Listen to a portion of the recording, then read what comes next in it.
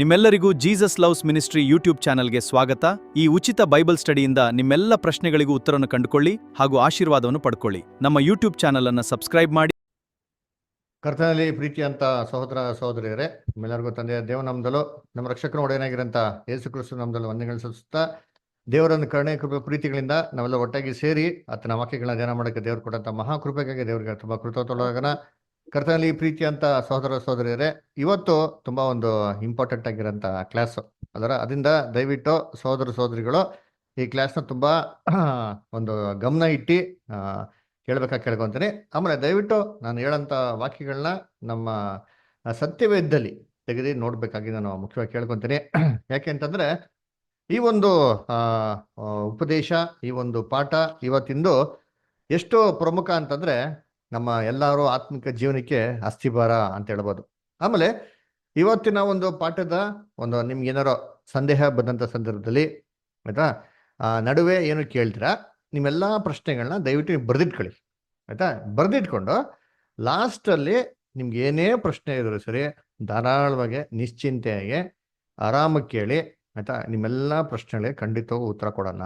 ಆಮೇಲೆ ಈ ಪಾಠದ ಅಂತ್ಯದಲ್ಲಿ ಖಂಡಿತವಾಗೂ ನಿಮ್ಗಿರೋಂಥ ಪ್ರಶ್ನೆಗಳಿಗೆ ಎಲ್ಲ ಉತ್ತರ ಖಂಡಿತವಾಗೂ ಸಿಗ್ತದೆ.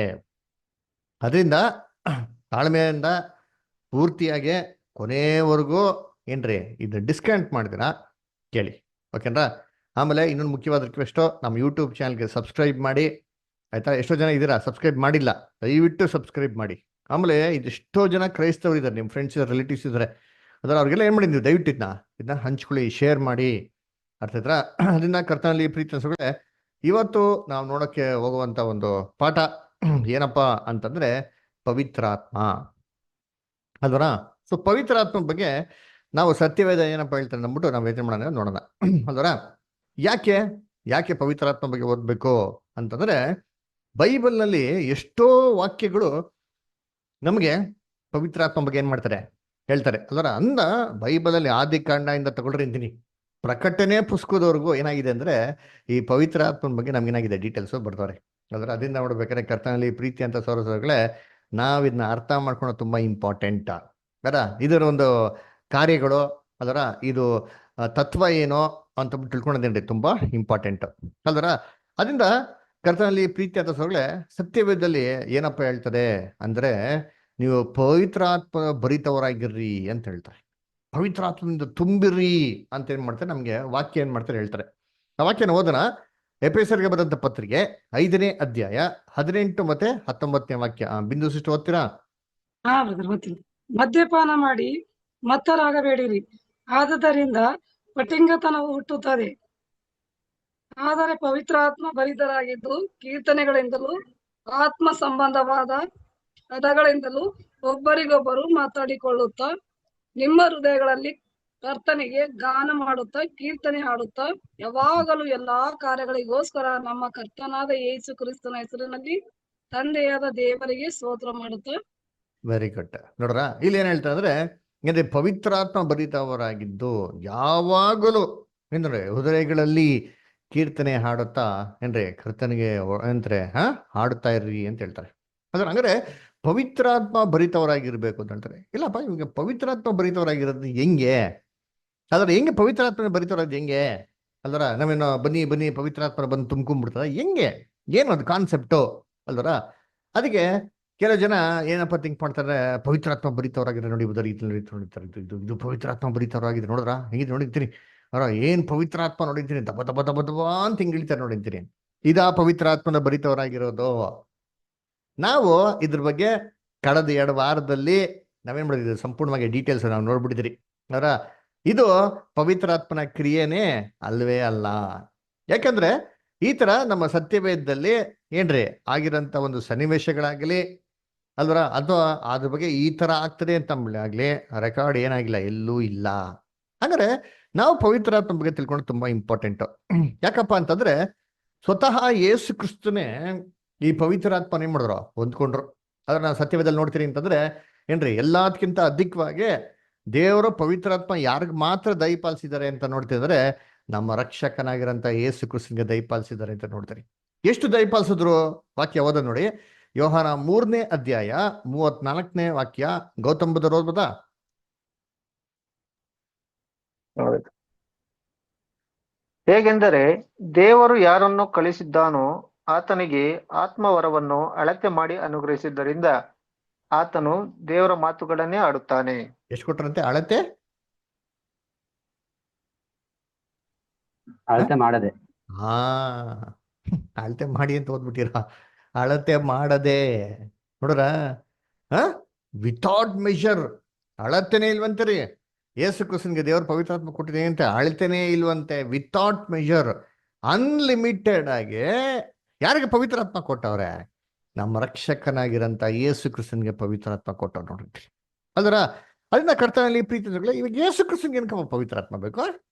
ಅಲ್ದ್ರ ಅವರೇ ನಮ್ಮ ರಕ್ಷಕನೋ, ಅವರೇ ನಮ್ಮ ಒಡೆಯನೋ, ಅವರೇನು ಕರ್ತಾಧಿಕರ್ತ, ರಾಜಾದಿರಾಜ ಹಂಗಿರ್ಬೇಕಾ? ಅವ್ರಿಗೇನಕ್ಕೆ ಪವಿತ್ರಾತ್ಮ ಬೇಕಾಗಿತ್ತು? ಅಂದ್ರೆ ಏನು ಯೇಸು ಕ್ರಿಸ್ತನ್ಗೆ ಸ್ವಂತವಾದದ್ದು ಏನು ಇಲ್ವಾ? ಏನ್ರಾಗಿದೆ ಪವಿತ್ರಾತ್ಮ ಬಂದ್ಮೇಲೆ ಇವರು ಇದ್ಬಾರ್ದು. ಹಾಗಾದ್ರೆ ಏನು ಪವಿತ್ರಾತ್ಮನ ಯಾಕೆ ಇಂಥ ಒಂದು ವಿಶೇಷತೆ ಅಲ್ವರ? ಆಮೇಲೆ ನಮ್ಮ ರಕ್ಷಕರು ಇನ್ನೊಂದು ಮಾತು ಇಂಪಾರ್ಟೆಂಟ್ ಆಗಿ ಹೇಳ್ತಾರೆ. ಏನ್ ಹೇಳ್ತಾರೆ ಅಂದ್ರೆ, ನೋಡಪ್ಪ, ನೀವು ಯಾರ ವಿರುದ್ಧವಾಗ ತಪ್ಪು ಮಾಡ್ಬಿಡಿ, ದೇವ್ರು ಏನ್ ಮಾಡ್ಬಿಡ್ತಾರೆ? ಕ್ಷಮಿಸ್ಬಿಡ್ತಾರೆ. ಪವಿತ್ರಾತ್ಮ ವಿರುದ್ಧವಾಗಿ ತಪ್ಪು ಮಾಡ್ಬಿಟ್ರೆ ದೇವ್ರು ಯಾವತ್ತೂ ಕ್ಷಮಿಸಲ್ಲ ಅಂತ ಹೇಳ್ತಾರೆ. ಸರ್, ವಾಕ್ಯನ ಓದನ ಮತ್ತೇನ ಬರ್ದಂತ ಸುವಾರ್ತೆಯಲ್ಲಿ 12ನೇ ಅಧ್ಯಾಯ 31ನೇ ವಾಕ್ಯ. ಆನಂದ್ ಬದ್ರ ಓದ್ಬೋದಾ? ಹಾ ಬ್ರದರ್. ಯಾವನಾದರೂ ಮನುಷ್ಯ ಕುಮಾರನಿಗೆ ವಿರೋಧವಾಗಿ ಮಾತಾಡಿದರೆ ಅದು ಅವನಿಗೆ ಕ್ಷಮಿಸಲ್ಪಡುವುದು. ಪವಿತ್ರಾತ್ಮನಿಗೆ ವಿರೋಧವಾಗಿ ಮಾತಾಡಿದರೆ ಅವನಿಗೆ ಇಹದಲ್ಲಾಗಲಿ ಪರದಲ್ಲಾಗಲಿ ಕ್ಷಮಿಸಲ್ಪಡುವುದಿಲ್ಲ. ನೋಡ್ರ, ಅವನ್ಗೆ ಏನ್ರಿ ಕ್ರಿಸ್ತನಿಗೆ ವಿರುದ್ಧವಾಗಿ, ಮನುಷ್ಯ ಕುಮಾರನ ವಿರುದ್ಧವಾಗಿ ಮಾತಾಡ್ಬಿಟ್ರೆ ಕ್ಷಮಿಸ್ಬಿಡ್ತಾರಂತಾರೆ. ಅದಕ್ಕೆ ಕ್ಷಮೆ ಇದೆ. ಆದ್ರೆ ಪವಿತ್ರಾತ್ಮನಿಗೆ ವಿರುದ್ಧವಾಗಿ ಮಾತಾಡ್ಬಿಟ್ಟ ಅಂತಂದ್ರೆ ಇಹದಲ್ಲಾಗಲಿ, ಈ ಲೋಕದಲ್ಲಾಗ್ಲಿ, ಮುಂದೆ ಬರೋಂಥ ಲೋಕದಲ್ಲಾಗ್ಲಿ ಆ ಥರ ಮಾತಾಡ್ಬಿಟ್ಟಂದ್ರೆ ಅವನ್ ಕ್ಷಮಿಸಲ್ಪಡುವುದೇ ಇಲ್ಲ ಅಂತ ಹೇಳ್ತಾರೆ. ಏನಪ್ಪ ಹಂಗಂದ್ರೆ, ಅಂದ್ರೆ ಪವಿತ್ರಾತ್ಮ ಅಷ್ಟೊಂದು ಪವರ್ಫುಲ್ಲಾ? ಜೀಸಸ್ ಕ್ರೈಸ್ಟ್ಗಿಂತ ಪವರ್ಫುಲ್ಲಾ? ಅಂದ್ರೆ ಪವಿತ್ರಾತ್ಮ ಇಷ್ಟೊಂದು ಪವರ್ಫುಲ್, ಇದನ್ನ ಕ್ರಿಸ್ತನ್ಗೆ ಕೊಟ್ರ? ಅದು ಅಳ್ತೆ ಇಲ್ದಿರ ಕೊಟ್ರ? ಹಂಗಾರೆ ಏನಿದು? ಹಂಗೆ ಏನ್ ಅರ್ಥ ಏನಿದು? ಯಾಕೆ ಹಿಂಗೆ ಹೇಳ್ತಾರೆ? ಅದಂದ್ರೆ ಪವಿತ್ರಾತ್ಮ ಅಂದ್ರೆ ಏನು? ಇನ್ನೊಂದ್ ಕಡೆ ನಾವು ವಾಕ್ಯದಲ್ಲಿ ಓದ್ಬೇಕ್ರೆ ಯೇಸು ಕ್ರಿಸ್ತು ಏನಪ್ಪ ಹೇಳ್ತಾರೆ ಅಂತಂದ್ರೆ, ನೋಡಪ್ಪ, ಪವಿತ್ರಾತ್ಮನ್ಗೆ ಏನೂ ಇಲ್ಲ. ಪವಿತ್ರಾತ್ಮ ಏನ್ ಮಾಡ್ತಾರೆ ಅಂದ್ರೆ ನನ್ನೊಳಗೆ ತಗೊಂಡು ಏನ್ ಮಾಡ್ತಾರಂತೆ, ನಿಮಗೆಲ್ಲ ವಿಚಾರಗಳನ್ನ ತಿಳಿಸ್ತಾರೆ ಅಂತ ಹೇಳ್ತಾರೆ. ವಾಕ್ಯ ಓದೋಣ. ಯೋಹನ 16ನೇ ಅಧ್ಯಾಯ 14ನೇ ವಾಕ್ಯ. ಮಾರುತಿ ಬದ್ರ ಓದ್ತೀರಾ? ಜಾನ್ 16:14.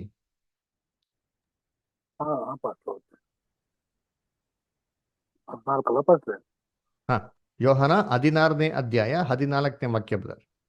ನಿಮಗೆ ತಿಳಿಸುತ್ತಾ ಆತನು ನನ್ನದರೊಳಗಿಂದ ತೆಗೆದುಕೊಂಡು ನಿಮಗೆ ತಿಳಿಸುತ್ತಾ ನನ್ನನ್ನೇ ಮಹಿಮೆ ಪಡಿಸುವನು. ನೋಡ್ರ, ಎಷ್ಟು ಕ್ಲೀನ್ ಐತೆ ನೋಡ್ತೀನಿ. ಏನಂತ ಏನ್ ಮಾಡ್ತಾನೆ? ಆತನು ನನ್ನೊಳಗಿಂದ ತೆಗೆದುಕೊಂಡು ನಿಮಗೆ ತಿಳಿಸ್ತಾ ನನ್ನನ್ನೇ ಮಹಿಮೆ ಪಡಿಸಂತೆ. ಅಲ್ಲ, ಪವಿತ್ರಾತ್ಮ ಏನು ವಿರುದ್ಧವಾಗಿ ಮಾತಾಡ್ತಾರೆ, ಕ್ಷಮಾಪಣೆ ಅಂತ ಅಂದ್ಬಿಟ್ರು. ಹಂಗಾರೆ ಆ ವಾಕ್ಯ ನೋಡಿದ್ರೆ ಪವಿತ್ರಾತ್ಮ ಕ್ರಿಸ್ತನ್ಗಿಂತ ಪವರ್ಫುಲ್ ತರ ಇದೇ ತರ ಅನಿಸ್ತದೆ. ಆದ್ರೆ ಇಲ್ಲೇನಂತಾರೆ, ಈ ಪವಿತ್ರಾತ್ಮ ಕ್ರಿಸ್ತನ್ನೇ ಏನ್ ಮಾಡ್ತಂತೆ? ಮಹಿಮೆ ಪಡಿಸ್ತದೆ ಅಂತ ಹೇಳ್ತಾರೆ. ಅದರ ಅದಕ್ಕೆ ಏನಿದು, ಇದು ಹೆಂಗಿದು, ಈ ಒಂದು ರಿಲೇಶನ್ಶಿಪ್ ಇದೆಯಲ್ಲ, ಇದನ್ನ ಹೆಂಗೆ ಅರ್ಥ ಮಾಡ್ಕೊಳೋದು ಅಲ್ವರ? ಅದಕ್ಕೆ ನಾವು ಇದ್ರ ಬಗ್ಗೆ ಓದೋಣ. ನೋಡಿ, ಇನ್ನೊಂದು ವಾಕ್ಯದಲ್ಲಿ ನೋಡೋಣ ಅಂತಂದ್ರೆ, ಕ್ರಿಸ್ತನ್ಗೆ ದೇವರು ಪವಿತ್ರಾತ್ಮ ಯಾವ ತರಪ್ಪ ಕೊಟ್ರು ಅಂತ ನಾವು ಸತ್ಯವೇದದಲ್ಲಿ ನೋಡ್ತೀನಿ ಅಂತಂದ್ರೆ, ಆ ವಾಕ್ಯ ಓದೋಣ ಅಂತೀನಿ. ಇಲ್ಲಿ ಮತ್ತೇನ ಬರ್ದಂತ ಸುವಾರ್ತೆ 3ನೇ ಅಧ್ಯಾಯ 16ನೇ ವಾಕ್ಯ. ಮ್ಯಾಥ್ಯೂ 3:16. Ruth sister ಓದ್ಬೋದಾ?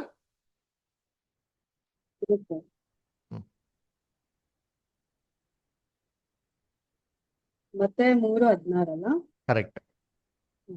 ಏಸು ಸ್ನಾನ ಮಾಡಿಸಿಕೊಂಡು ಕೂಡಲೇ ನೀರಿನಿಂದ ಮೇಲಕ್ಕೆ ಬರಲು ಹೀಗೆ ಆತನಿಗೆ ಆಕಾಶವು ತೆರೆಯಿತು ಮತ್ತು ದೇವರು ಆತ್ಮ ಪಾರಿವಾರದ ಹಾಗೆ ಇಳಿದು ತನ್ನ ಮೇಲೆ ಬರುವುದನ್ನು ಕಂಡನು. ನೋಡ್ರಾ? ಸೊ ಅಲ್ಲಿ ಅಂತ ಯೇಸು ಕ್ರಿಸ್ತನ್ಗೆ ಪವಿತ್ರಾತ್ಮ ಕೊಡ್ಬೇಕಾದ್ರೆ ಆಕಾಶವು ತೆರೆಯಿತು. ಅದರ ಪವಿತ್ರಾತ್ಮ ಏನಂತಂದ್ರೆ ಯೇಸು ಕ್ರಿಸ್ತನ ಮೇಲೆ ಬಂದ್ ಇಳಿತು ಅಂತ ನೋಡ್ತೀರಿ. ಯಾವ ತರಪ್ಪ ಬಂತು ಅಂದ್ರೆ ಪಾರ್ವಾಳ ತರ ಬಂತಂತರಿ ಅಲ್ವರ? ಅದಕ್ಕೆ ಹೇಳ್ರಿ, ಪಾರ್ವಾಳ ಅಂತಂದ್ರೆ ಪವಿತ್ರಾತ್ಮಕ್ಕೆ ಅಂತ ಒಂದು ಸಿಂಬಲ್ಲು ಅಲ್ವರ? ಹಂಗಾರೆ ಯೇಸು ಕ್ರಿಸ್ತನ ಪವಿತ್ರಾತ್ಮ ಪಾರ್ವಾಳ ತರ ಏನಾಗಿದೆ, ಅಲ್ಲಿ ಬಂದು ನೆಲೆಗೊಂಡಿದೆ. ಆಕಾಶವು ತೆರೀತು. ನೀವೇನೋ ಬ್ಯಾಪ್ಟಿಸಮ್ ತೊಗೊಂಡೋಗಿ ಆಕಾಶ ತೆರೆದಿದ್ಯಾ?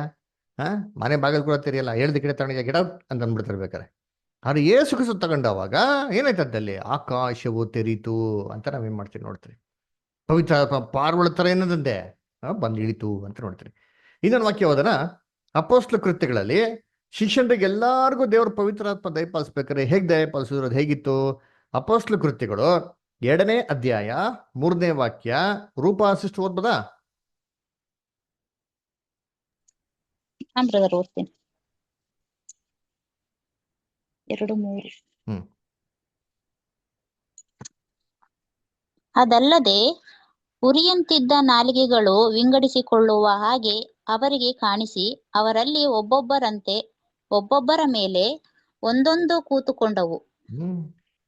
ನೋಡ್ರ ಹೆಂಗಂತ ಪವಿತ್ರಾತ್ಮ ಕೂತು ಒಬ್ಬೊಬ್ಬರ ಮೇಲೆ ಉರಿಯುವಂತ ನಾಲಿಗೆ ತರ ಏನಿದೆ ಒಬ್ಬೊಬ್ಬರ ಮೇಲೆ ಬಂದು ಕೂತ್ಕುಂತು ಅಂದ್ರು. ಅಂದ್ರೆ ಏನು? ಪವಿತ್ರಾತ್ಮ ಅಂದ್ರೆ ಉರಿಯಂತ ನಾಲಿಗೆಗಳ ಅಂದ್ರ ನಮ್ಮಲ್ಲಿ ಏನಾವತ್ತ ಬಂದು ಕೂತ್ಕೊಂಡಿದ್ಯಾ? ನೋಡಿ ನೀವೆಲ್ಲ ಇದ್ದೀರಾ, ನನ್ನ ತಲೆ ಹತ್ರ ಕಾಣಿಸ್ತೈತಾ? ನಮ್ಮಲ್ಲಿ ಹತ್ರ ಬಂದು ಕೂತ್ಕೊಂಡಿದ್ಯಾ? ಅಂದ್ರೆ ಪವಿತ್ರಾತ್ಮ ಅಂದ್ರೆ ಏನು? ಇನ್ನೊಂದ್ ಕಡೆಗೆ ಯೇಸು ಕ್ರಿಸ್ತು ಹೇಳ್ತಾರೆ, ಯಾರೋ ನನ್ನನ್ನು ನಂಬ್ತಾರೋ ಅವರುಗಳಿಂದ ಜೀವಕರವಾದಂತ ಒಂದು ಜಲ ಏನಾಗ್ತಂತೆ ಹರಿದು ಬರ್ತದೆ ಅಂತ ಹೇಳ್ತಾರೆ. ಇದು ಯೇಸು ಕ್ರಿಸ್ತು ಪವಿತ್ರಾತ್ಮ ಬಗ್ಗೆ ಮಾತಾಡಿದ್ದು ಅಂತ ಸತ್ಯವೇದ ನಮ್ಗೆ ಕೊಟ್ಟವ್ರೆ. ಎಲ್ಲಿದೆ ಅಂತಂದ್ರೆ ಯೋಹಾನ 7ನೇ ಅಧ್ಯಾಯ 38 ಮತ್ತೆ 39ನೇ ವಾಕ್ಯ. ವಿಜಯ ಸಿಸ್ಟರ್ ಓದ್ಬೋದಾ? ಓದ್ತೀನಿ. ನನ್ನನ್ನು ನಂಬಿದವನ ಹೊಟ್ಟೆಯೊಳಗಿಂದ ಶಾಸ್ತ್ರದಲ್ಲಿ ಹೇಳಿರುವ ಪ್ರಕಾರ ಜೀವಕರವಾದ ನೀರಿನ ಹೊಳೆಗಳು ಹರಿಯುವವು ಎಂದು ಕೂಗಿ ಹೇಳಿದನು. ಇದನ್ನು ಯೇಸು ತನ್ನನ್ನು ನಂಬಿದವರು ಹೊಂದಲಿರುವ ಪವಿತ್ರಾತ್ಮ ವರವನ್ನು ಕುರಿತು ಹೇಳಿದನು. ಆತನು ನೋಡ್ರ ಸಾಕ್ಬಿಡಿ ಇಷ್ಟ. ಸೊ ತನ್ನನ್ನು ನಂಬಿದವರು ಹೊಂದಿಕೊಳ್ಳುವಂತ ಪವಿತ್ರಾತ್ಮ ಬಗ್ಗೆ ಹೇಳಿದರು ಅಂತ ಹೇಳ್ತಾರೆ. ಜೀವಕರವಂತ ಒಂದು ಬುಗ್ಗೆ ಏನ್ ಮಾಡ್ತಾರೆ ಹರಿದು ಬರ್ತಾರೆ. ಅಂದ್ರೆ ಇದು ಪವಿತ್ರಾತ್ಮ. ಅಂದ್ರೆ ಪವಿತ್ರಾತ್ಮ ಏನೋ ನಮ್ಮ ಒಳಗಡೆಯಿಂದ ಬರ್ತದ ನೀರಿನ ಬುಗ್ಗೆ ತರ. ಅದರ ನಮ್ಗೆ ಯಾರಿಗೂ ಆ ಥರ ಏನು ಎಕ್ಸ್ಪೀರಿಯನ್ಸ್ ಆಗಿದ್ವಲ್ಲ. ಅದರ ನೋಡಿರ್ತೀನಿ ಫ್ರಾಂಕ್ ಆಗೆಲ್ಲ ಹೇಳ್ಬೇಕಂದ್ರೆ ನೀವು ಯಾವ್ದು ಆ ಥರ ಆಗಿದ್ಯಾ ಅಲ್ವರ. ಮತ್ತೆ ಯೇಸು ಕ್ರಿಸ್ತು ಇಷ್ಟೊಂದು ಈ ತರ ವಾಕ್ಯಗಳು ಹೇಳಿದಲ್ಲ, ಏನಕ್ಕಿದೆ ಅರ್ಥಗಳೇನು? ಅದರ ಇನ್ನೊಂದು ವಾಕ್ಯ ಓದೋಣ. ಎಲ್ಲಪ್ಪ ಅಂತಂದ್ರೆ ಯೋಹಾನ 6ನೇ ಅಧ್ಯಾಯ 63ನೇ ವಾಕ್ಯ. ವಿಕ್ರಮದವರು ಓದೋದಾ? ಜಾನ್ 6:63.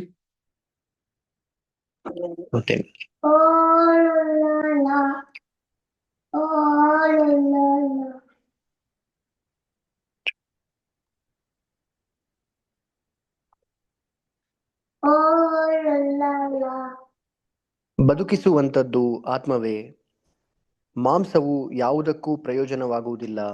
ನಾನು ನಿಮಗೆ ಹೇಳುವ ಮಾತುಗಳೇ ಆತ್ಮವಾಗಿಯೂ ಜೀವವಾಗಿಯೂ ಇವೆ. ನೋಡ್ರ, ಯೇಸು ಕ್ರಿಸ್ತು ಹೇಳುವಂತ ಮಾತುಗಳು ಆತ್ಮವಾಗಿದೆ. ಅಂದ್ರೆ ಅವ್ರ ಬಾಯಿಂದ ಬರೋಂಥ ಒಂದೊಂದು ಮಾತುಗಳು ಪವಿತ್ರಾತ್ಮ ಆಗಿತ್ತು ಅಂತ ಹೇಳ್ತಾರೆ. ಅಂದ್ರೆ ಏನು ಪವಿತ್ರಾತ್ಮ? ಯೇಸು ಕ್ರಿಸ್ತನ ಮಾತುಗಳ ಹಂಗಾರೆ ಅಂದ್ರೆ ಮಾತುಗಳಿಂದ ಬರ್ತದ ಪವಿತ್ರಾತ್ಮ. ಅಂದ್ರೆ ಮಾತಿಂದ ನಾವು ಪವಿತ್ರರಾಗಿರ್ಬೇಕಾ? ಏನರ್ಥ? ಇದೇ ತರ ನೋಡ್ಬೇಕಾದ್ರೆ ಇನ್ನೊಂದ್ಸತಿ ಯೇಸು ಕ್ರಿಸ್ತು ಏನ್ ಗೊತ್ತಾ ಮಾಡ್ತಾರೆ, ಶಿಷ್ಯಂದ್ರಿಗೆ ದಯಪಾಲಿಸ್ತಾರೆ ಪವಿತ್ರಾತ್ಮ. ಹೇಗಪ್ಪ ದಯಪಾಲಿಸ್ತಾರೆ ಅಂತ ನೋಡಿದ್ರೆ ಉಫ್ ಅಂತ ಓದ್ಬಿಟ್ಟು ಏನ್ರಿ ಮಾಡ್ತಾರೆ ಅವ್ರ ಮೇಲೆ ಪವಿತ್ರಾತ್ಮನ ದಯಪಾಲಿಸ್ತಾರೆ. ಎಲ್ಲಿ ಅಂದ್ರೆ ಯೋಹಾನ 20ನೇ ಅಧ್ಯಾಯ 22ನೇ ವಾಕ್ಯದಲ್ಲಿದೆ. ಓದನ ವಿಶಾಲಾಕ್ಷಿ ಸಿಸ್ಟರ್ ಓದ್ಬೋದಾ?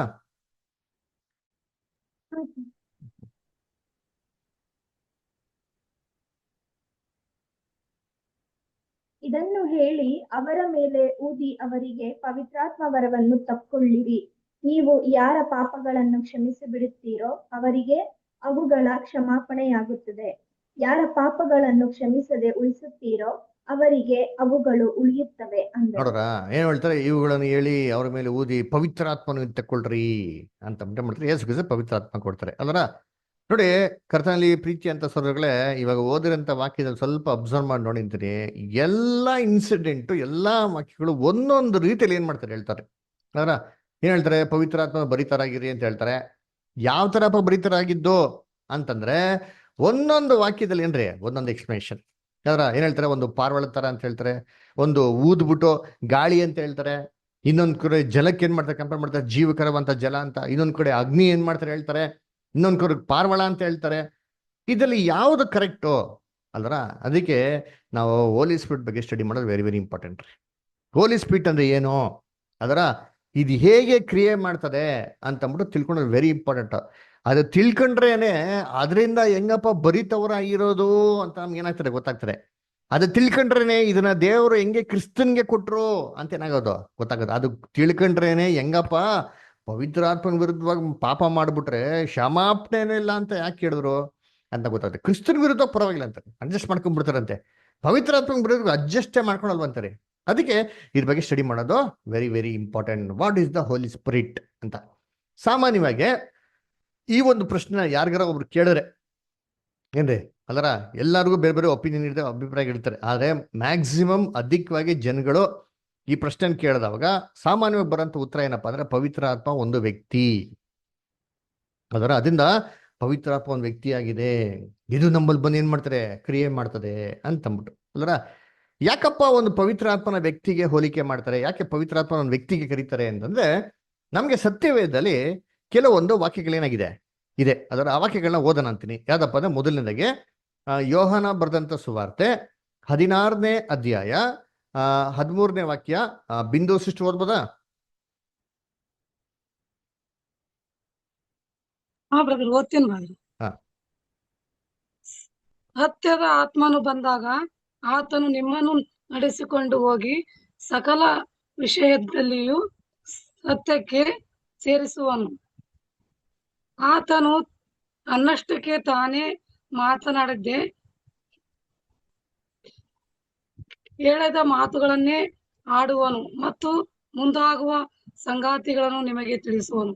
ನೋಡ್ರ, ಇಲ್ಲಿ ನಾವೇನಪ್ಪ ಮಾಡ್ತಾರೆ, ಸತ್ಯದ ಆತ್ಮನು ಬಂದಾಗ ಆತನು ನಿಮ್ಮನ್ನು ನಡೆಸಿಕೊಂಡು ಹೋಗಿ ಸಕಲ ವಿದ್ಯೆಯಲ್ಲಿ ಸತ್ಯಕ್ಕೆ ಸೇರಿಸುವನು. ನೋಡ್ರ, ಆತನು ಅವನು ಅದರ ಏನ್ರಿ ಬಂದಾಗ ಏನು ಸೇರಿಸುವನು. ಆತನು ಏನ್ರಿ ತನ್ನಷ್ಟಕ್ಕೆ ತಾನೇ ಮಾತಾಡದೆ ಏನ್ರಿ ಕೇಳದೆ ಏನ್ರಿ ಏನ್ ಮಾಡ್ತಾನಂತೆ, ಕೇಳಿದ್ದನ್ನೇ ಆಡುವನು.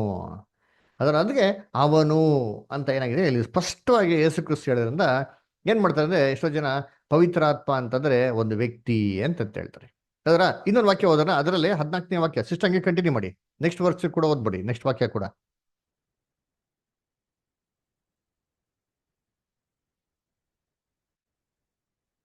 ಜಾನ್ 16:14. 14ನೇ ವಾಕ್ಯ ಬ್ರದರ್. ಹಾ ಹೌದು ಸಿಸ್ಟರ್, 14. ಆತನು ನನ್ನದರೊಳಗಿಂದ ತೆಗೆದುಕೊಂಡು ನಿಮಗೆ ತಿಳಿಸುತ್ತಾ ನನ್ನನ್ನೇ ಮಹಿಮೆ ಪಡಿಸುವನು.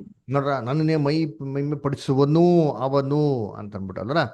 ಅದರಿಂದ ಕರ್ತನಲ್ಲಿ ಪ್ರೀತಿ ಅನಿಸ್ತಗಳೇ ಈ ತರ ಒಂದು ವಾಕ್ಯದಲ್ಲಿ ಅವನು ಅಂತ ಬರ್ದಿರೋದ್ರಿಂದ ಏನ್ರಿ ಒಂದು ಸಾಧಾರಣಗೆ ಬರುವಂತ ಕನ್ಕ್ಲೂಷನ್ ಏನಪ್ಪ ಅಂದ್ರೆ ಪವಿತ್ರಾತ್ಮ ಒಂದು ವ್ಯಕ್ತಿ ಅಂತ ಅಂದ್ಬಿಟ್ಟು.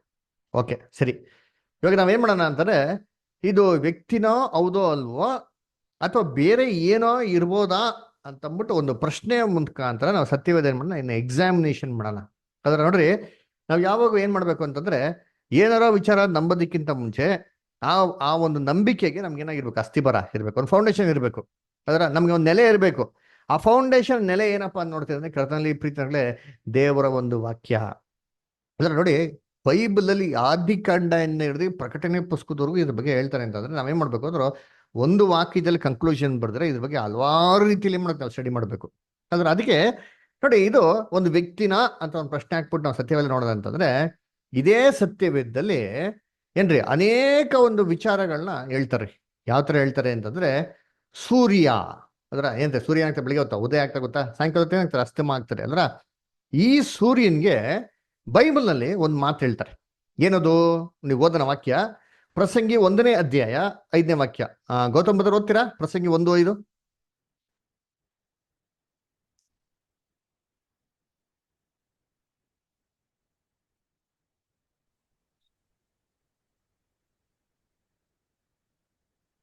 ಸೂರ್ಯನು ಏರುವನು, ಸೂರ್ಯನು ಇಳಿಯುವನು, ಹೊರಟ ಸ್ಥಾನಕ್ಕೆ ಹಸುರಾಗಿ ತಿರುಗಿ ಓಡುವನು. ನೋಡ್ರ, ಸೂರ್ಯನು ಏರುವನು, ಓಹೋ, ಸೂರ್ಯನು ಇಳಿಯುವನು, ಅವನು ಏರ್ತಾನೆ, ಅವನೇನ್ ಮಾಡ್ತಾನೆ, ಇಳಿತಾನೆ, ಹಸುರಾಗಿ ಓಡುವನಂತೆ ಅಲ್ಲರ. ನೋಡಿ, ಇಲ್ಲಿ ಸೂರ್ಯನ ಏನ್ ಮಾಡ್ತಾರೆ ಅಂತಂದ್ರೆ ಏರ್ತಾನೆ, ಇಳಿತಾನೆ, ಅವನು ಅಂತ ಏನ್ ಮಾಡ್ತಾರೆ ಇಲ್ಲಿ ಹೇಳ್ತಾರೆ.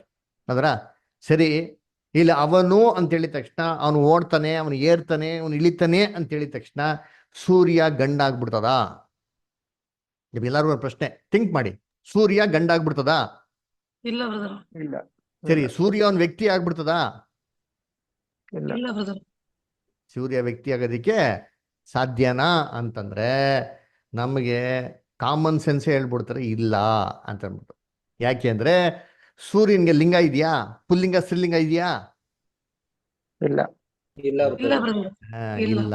ಅದರಿಂದ ಸೂರ್ಯನ ಗಂಡುಗೂ ಹೇಳಕ್ಕಾಗಲ್ಲ, ಹೆಂಗುಸುಗೂ ಏನ್ ಮಾಡಕ್ಕಾಗಲ್ಲ, ಹೇಳಕ್ಕಾಗಲ್ಲ. ಅದು ನ್ಯೂಟ್ರಲ್ ಜೆಂಡರ್, ಅದರ ನಪುಂಸಕ ಲಿಂಗ ರೀ ಅದು. ಅದೇನ್ರಿ ಒಂದು ಪುಲ್ಲಿಂಗ ಇಲ್ಲ ಸ್ತ್ರೀಲಿಂಗ ಅಲ್ಲ. ಅದರ ಸೂರ್ಯ ಬಂದ್ಬಿಟ್ಟು ಒಂದು ವಸ್ತು, ಅದರ ಅದನ್ನ ಬಂದ್ಬಿಟ್ಟು ಯಾವುದೇ ಲಿಂಗಕ್ಕೆ ಕಂಪೇರ್ ಮಾಡಕ್ಕಾಗಲ್ಲ. ಅವನು ಅಂತ ಹೇಳಿದ ಮಾತ್ರಕ್ಕೆ ಅದು ಗಂಡಸಾಗೋದಿಕ್ಕೆ ಸಾಧ್ಯ ಇಲ್ಲ.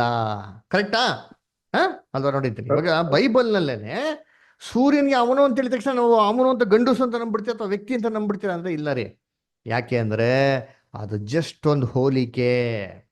ಯಾವ ತರ ಹೋಲಿಕೆ ಮಾಡಿದರೆ ಅಂತಂದ್ರೆ ಕರ್ತನಲ್ಲಿ ಪ್ರೀತಿ ಅಂತ ಸಹೋದರಗಳೇ, ಏನಕ್ಕೆ ಅವನಿಗೆ ಹೇಳಿದ್ದಾರೆ, ಯಾಕೆ ಅವಳಿಗೆ ಹೇಳಿಲ್ಲ? ಸೂರ್ಯನು ಏಳುವಳು, ಸೂರ್ಯನು ಇಳುವಳು, ಅದರ ಹಸುರಸಾಗಿ ಓಡು ಬರುವಳು ಅಂತಂದ್ಬಿಡತ್ತಲ್ಲ, ಹೇಳಿದ್ರೆ ಚೆನ್ನಾಗಿರ್ತದಾ ಅಂತಂದ್ರೆ ಖಂಡಿತವಾಗಿ ಇರಲ್ಲ ರೀ. ಯಾಕೆ ಅಂತ ಸ್ವಲ್ಪ ಥಿಂಕ್ ಮಾಡಿ. ಒಂದು ಸೂರ್ಯನ್ಗೆ ಸ್ಪೆಷಲ್ ಆಗಿರೋ ಕ್ವಾಲಿಟಿ ಇದೆ. ಏನಪ್ಪ ಇದೆ ಅಂದ್ರೆ ಪವರ್ಫುಲ್. ಪವರ್ ಇದೆಯಾ? ಪವರ್ ಇದೆ. ಅದರ ಆಮೇಲೆ ಏನ್ರಿ ಸಾಮರ್ಥ್ಯ ಇದೆಯಾ? ಎಸ್, ಸಾಮರ್ಥ್ಯ ಇದೆ. ಅದರ ಏನು ಎನರ್ಜಿ ಇದೆಯಾ? ಎನರ್ಜಿ ಇದೆ. ಅದರ ಅದಕ್ಕೆ ನೋಡ್ಬೇಕಾರೆ ಎನರ್ಜಿ, ಪವರ್, ಲೈಟ್, ಸ್ಟ್ರೆಂತ್ ಇವೆಲ್ಲ ಇರೋದ್ರಿಂದ ಇದನ್ನ ಒಂದು ಸ್ತ್ರೀಗೆ ಕಂಪೇರ್ ಮಾಡಕ್ಕೆ ಸಾಧ್ಯನೇ ಇಲ್ಲ ರೀ. ಯಾಕೆ ಅಂದ್ರೆ ಇದು ಸ್ತ್ರೀಲಲ್ಲಿರೋಂಥ ಗುಣಗಳಲ್ಲ. ಈ ಗುಣಗಳೆಲ್ಲ ಅಧಿಕವಾಗಿ ಯಾರಲ್ಲಿದೆ ಅಂತ ನೋಡ್ತಿದ್ರೆ ಪುರುಷನಲ್ಲಿರೋದು, ಗಂಡಸಲ್ಲಿರೋಂಥ ಜಾಸ್ತಿ ರೀ ಗುಣಗಳು. ಆದಾಮ್ನ ಸೃಷ್ಟಿ ಮಾಡ್ಬೇಕಾರೆ ದೇವರೇನ್ ಮಾಡ್ತಾರೆ? ಪಕ್ಕೆಲ್ಲ ತೆಗೆದ್ಬಿಟ್ಟು ಯಾರನ್ನ ಸೃಷ್ಟಿ ಮಾಡ್ತಾರೆ? ಏವಳನ್ನ ಸೃಷ್ಟಿ ಮಾಡ್ತಾರೆ. ಏನ್ ಗೊತ್ತಾ ಅರ್ಥ ಏನ್ರಿ? ಗಂಡಸನಲ್ಲಿರೋಂಥ ಅನೇಕ ಗುಣಗಳೆಲ್ಲ ಫಸ್ಟ್ ಆದಾಮ್ನಲ್ಲಿ ಇತ್ತು. ಹೆಂಗಸಲ್ಲಿರೋಂಥ ಗುಣಗಳೆಲ್ಲ ನಮ್ರತೆ, ತಾಳ್ಮೆ, ಪ್ರೀತಿ ಅಲ್ವರ, ಇವೆಲ್ಲ ಯಾರಲ್ಲಿತ್ತು? ಎಲ್ಲ ಹೆಂಗಸಲ್ಲಿರ್ತದೆ. ಇದನ್ನ ತೆಗೆದು ದೇವ್ರೇನ್ ಗೊತ್ತಾ ಮಾಡ್ತಾರೆ? ಆದಾಮ್ನಲ್ಲಿ ತೆಗೆದ್ಬಿಟ್ಟೆ ಮಾಡ್ತಾರೆ, ಏವಾಳ್ಗೆ ಹಾಕ್ತಾರೆ. ನೋಡ್ತೀರಿ ಅದರ ಫಸ್ಟ್ ಆಕ್ಚುಲಿ ಆದಾಮ್ನಲ್ಲೇ ಇರ್ತೀವಿ ಎರಡು. ಇದನ್ನ ಬೈಫರ್ಕೇಟ್ ಮಾಡಿರ್ತಾರೆ. ಅದಕ್ಕೆ ಇಂಗ್ಲೀಷಲ್ಲಿ ಹೆಂಗ್ ಗೊತ್ತಾ ಹೇಳ್ತಾರೆ? ಹೆಂಡತಿಗೆ ಏನ್ ಹೇಳ್ತಾರೆ ಗೊತ್ತಾ? ಬೆಟರ್ ಹಾಫ್ ಅಂತ ಹೇಳ್ತಾರೆ. ಏನ ಬೆಟರ್ ಹಾಫ್ ಅಂದ್ರೆ ನಾವ್ ಅರ್ಧ, ಅವ್ರು ಇನ್ನೊಂದು ಅರ್ಧ, ಅದು ಕಂಪೇರ್ ಮಾಡಿದ್ರೆ ಅವರೇ ಬೆಟರ್ ಅರ್ಧ ಅಂತ ಹೇಳ್ತಾರೆ. ಯಾಕೆ ಗೊತ್ತಾ? ಗಂಡಸ್ಗೆ ಕೋಪ ಏನ್ರಿ, ಶಕ್ತಿ, ಸಾಮರ್ಥ್ಯ ಏನ್ರಿ, ರೋಷ ಇವೆಲ್ಲ ಜಾಸ್ತಿ. ಅದು ಹೆಂಗಸ್ರಿಗೆ ಅದೆಲ್ಲ ತುಂಬಾ ಕಮ್ಮಿ ನೋಡ್ರಿ ಅಂತೀರಿ. ಅದರ ಎಕ್ಸಾಮಲ್ಲಿ ಫೇಲ್ ಆದ್ರೆ ಯಾರ ಹತ್ರ ಮಾರ್ಕ್ಸ್ಗಳು ಸೈನ್ ಮಾಡ್ಸ್ಕೊಂತೀರಿ? ಯಾರ ಹತ್ರ ಸೈನ್ ಮಾಡ್ಸ್ಕೊಂತೀರಿ? ಅಮ್ಮನ ಹತ್ರ. ಅಮ್ಮನ ಹತ್ರ. ಯಾಕೆ? ಅಮ್ಮ ಏನೇ ಆಗ್ಲಿ ಅಂತೀನಿ, ಎತ್ತೋರಲ್ಲ, ಕರಳು ಚುಸ್ತದೆ, ಹೊಡಿಬೇಕಾರೆ ಹೊಡ್ಬಿಡ್ತಾರ. ಒಂದೆರಡು ಬಿಟ್ರು ಸರಿ, ಅಯ್ಯೋ ಒಲಿ ಬಿಡ ನೆಕ್ಸ್ಟ್ ಬೋದಾ ಅಂದ್ಬಿಡ್ತಾರ. ಅಪ್ಪ ಹಂಗಲ್ಲ, ಎಲ್ಲಾರ ಮೇಲೆ ಕೋಪ ಸುರಿದ್ಬಿಡ್ತಾರೆ ಅಲ್ವರ. ನೋಡ್ರಿ ಅದಕ್ಕೆ ಹೇಳೋದು, ಅದ್ರ ಅದಕ್ಕೆ ಗಂಡಸ್ತನಕ್ಕೆ ಅಲ್ಲಿ ಹೋಲಿಕೆ ಮಾಡಿರೋದು. ಹಂಗಂದ್ಬಿಡು ಸೂರ್ಯ ಗಂಡಸಾಗ್ಬಿಡ್ತಾ? ಅಪ್ಪ ಒಂದ್ ವ್ಯಕ್ತಿ ಆಗ್ಬಿಡ್ತಾ? ಹೋಗ್ಲಿ ಹೇಳ್ರಿ ನೀವೇ. ಖಂಡಿತವೂ ಇಲ್ಲ ರೀ. ಕರ್ತನಲ್ಲಿ ಪ್ರೀತಿ ಅಂತ ಸೊಳ್ಳ ವ್ಯಕ್ತಿ ಆಗೋದಕ್ಕೆ ಸಾಧ್ಯ ಇಲ್ಲ. ಅದರ ಜಸ್ಟ್ ಒಂದು comparison. How to study the Bible. First class ಜ್ಞಾಪನ ಇಟ್ಕೊಟ್ರಿ, ಚೆನ್ನಾಗಿ ಜ್ಞಾಪನ ಇದೆಯಾ? ಅದಕ್ಕೆ ನೋಡಿ ಫಸ್ಟ್ ಕ್ಲಾಸ್ ನಾವು ತೊಗೊಳೋದಿನ how to study the Bible. ಬೈಬಲ್ನ ಓದ್ಬೇಕಾರೆ ಏನೋ ಒಂದು ವಾಕ್ಯ ಓದ್ಬಿಡ್ತೀವಿ ಅಂತ ಮಾತ್ರಕ್ಕೆ ಹಂಗೇ ತೊಗೊಳಕ್ಕೆ ಸಾಧ್ಯ ಇಲ್ಲ ರೀ. ಆ ವಾಕ್ಯನ ಏನ್ ಮಾಡ್ಬೇಕು? ನಾವು ಯಾವ ರೀತಿ ಬೈಬಲ್ ಅಲ್ಲಿ ಮಾತಾಡಿದ್ರೆ ಅಂತ ಅರ್ಥ ಮಾಡ್ಕೊಬೇಕು. We should understand the language of Bible. ಇವಾಗ ನೋಡಿ, ಇವಾಗ ಒಂದು ಲ್ಯಾಂಗ್ವೇಜ್ ಇದೆ, ಹೊಸ ಲ್ಯಾಂಗ್ವೇಜ್ ಲೋಕದಲ್ಲಿ ಯಾವ್ದು ಗೊತ್ತಾ? ಯಾರಿಗೆ ಗೊತ್ತಿದ್ಯಾ? The new language in this world ಯಾವ ಲ್ಯಾಂಗ್ವೇಜ್? ಸರಿ, ಯಾವ ಲ್ಯಾಂಗ್ವೇಜ್ ಗೊತ್ತಾ? AI, artificial intelligence. ಜುಜ್ಬೀರಿ, ಏನು ದೊಡ್ಡ ವಿಚಾರ ಅಲ್ಲ. ನಾನು ಹಂಗೆ ತಿಳ್ಕೊಂಡಿದ್ದೆ. ಅಯ್ಯೋ ಏನಪ್ಪಾ ಅಂದ್ರೆ ಒಬ್ನಿಗೆ ಫೋನ್ ಮಾಡ್ದ, ಸರ್ ಆರ್ಟಿಫಿಷಿಯಲ್ ಇಂಟೆಲಿಜೆನ್ಸ್ ನಿಮ್ಗೆ ಕಲ್ಸ್ಕೊಬಿಡ್ತೀನಿ ಸರ್, 20 ದಿನದಲ್ಲಿ ಕಲ್ಸ್ಕೊಬಿಡ್ತೀನಿ. ಹೆಂಗಪ್ಪ ಕಲ್ಸ್ಕೊಡ್ತೀಯ ಅಂತಂದ್ರೆ, ಸರ್ ನೀವು ಅದು ಮಾತಾಡೋದು ಕಲಿಬೇಕು. ಜರ್ಮನ್ ದೇಶದಲ್ಲಿರೋರ ಹತ್ರ ಜರ್ಮನಿಯಲ್ಲಿ ಮಾತಾಡಿದ್ರೆ ಏನ್ ಮಾಡ್ತಾನೆ ಅವ್ನು? ಜರ್ಮನಿ ಅವನು ಅರ್ಥ ಮಾಡ್ಕೊಂತ. ನೀವು ಬಂದ್ಬಿಟ್ಟು ಕನ್ನಡದಲ್ಲಿ ಮಾತಾಡ್ತಾ ಹೆಂಗೆ ಅರ್ಥ ಆಗ್ತದೆ?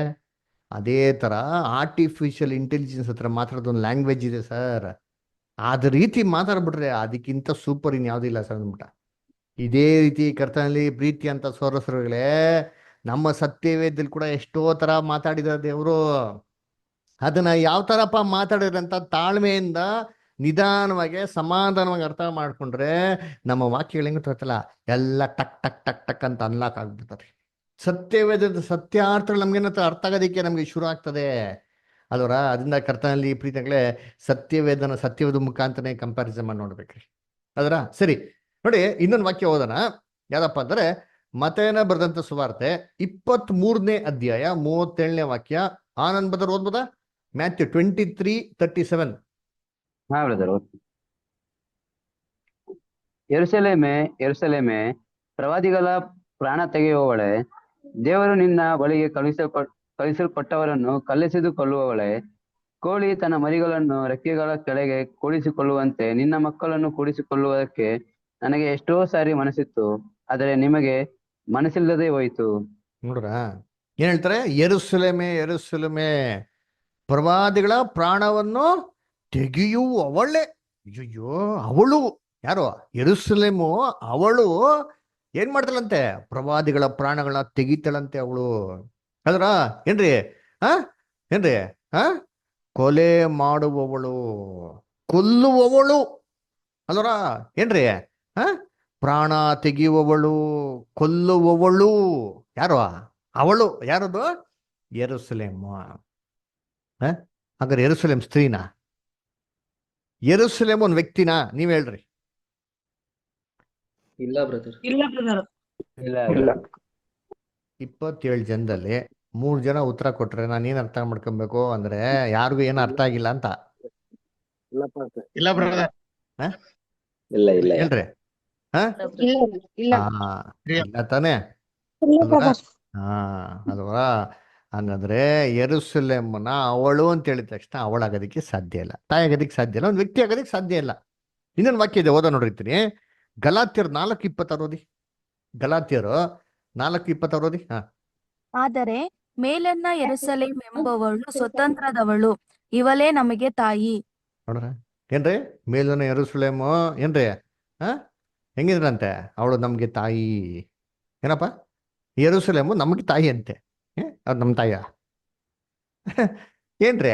ಯೆರೂಸಲೇಮ್ನ ಒಂದು ತಾಯಿಗೆ ಏನ್ ಮಾಡ್ತಾರೆ? ಹೋಲಿಕೆ ಮಾಡ್ತಾರೆ. ಅಂದ್ರೆ ಹಂಗಂದ್ರೆ ತಾಯಿ ಆಗ್ಬಿಡ್ತಾ? ಒಂದು ವ್ಯಕ್ತಿ ಆಗ್ಬಿಡ್ತಾ? ಇಲ್ಲ ರೀ. ಸರಿ, ಮತ್ತೆ ಏನಕ್ಕೆ ಹೋಲಿಕೆ ಮಾಡ್ತಾರೆ? ಏನಕ್ಕೆ ಒಂದು ಸ್ತ್ರೀಗೆ ಹೋಲಿಕೆ ಮಾಡ್ತಾರೆ ಅಂತಂದ್ರೆ, ಇವಾಗ ನಾವೆಲ್ಲ ಹೇಳ್ತೀವಿ ಗೊತ್ತಾ? ಮದರ್ ಅರ್ತ್, ಭೂಮಿ ತಾಯಿ ಅಂತ ಹೇಳ್ತೀರಿ. ಭೂಮಿ ತಂದೆಗೆ ಹೇಳ್ತೀರಾ? ಹೇಳ್ರಿ. ಇಡೀ ವರ್ಲ್ಡ್ ಎಲ್ಲಿ ಬೇಕಾದ್ರೂ ಹೋಗ್ಬಿಟ್ಟು ಏನ್ರಿ ತಾಯಿಗೆ ಹೋಲಿಕೆ ಮಾಡ್ತಾರೆ ಭೂಮಿನ ಹೊರತು ತಂದೆಗೆ ಹೋಲಿಕೆ ಮಾಡ್ತಾರಾ? ಇಲ್ಲ ರೀ. ಯಾಕೆ ನೋಡಿ, ಬೈಬಲ್ ಕೂಡ ಹೇಳ್ತಾರೆ. ಎಲ್ಲಿ ಓದಿರ್ತೀನಿ? ಯಾರಾದ್ರು ಏನ್ರಿ? ತಿಸ್ಸಲೋನಿಕ ತೆಗಿರಿ, 1ನೇ ತಿಸ್ಸಲೋನಿಕ ತೆಗಿರಿ.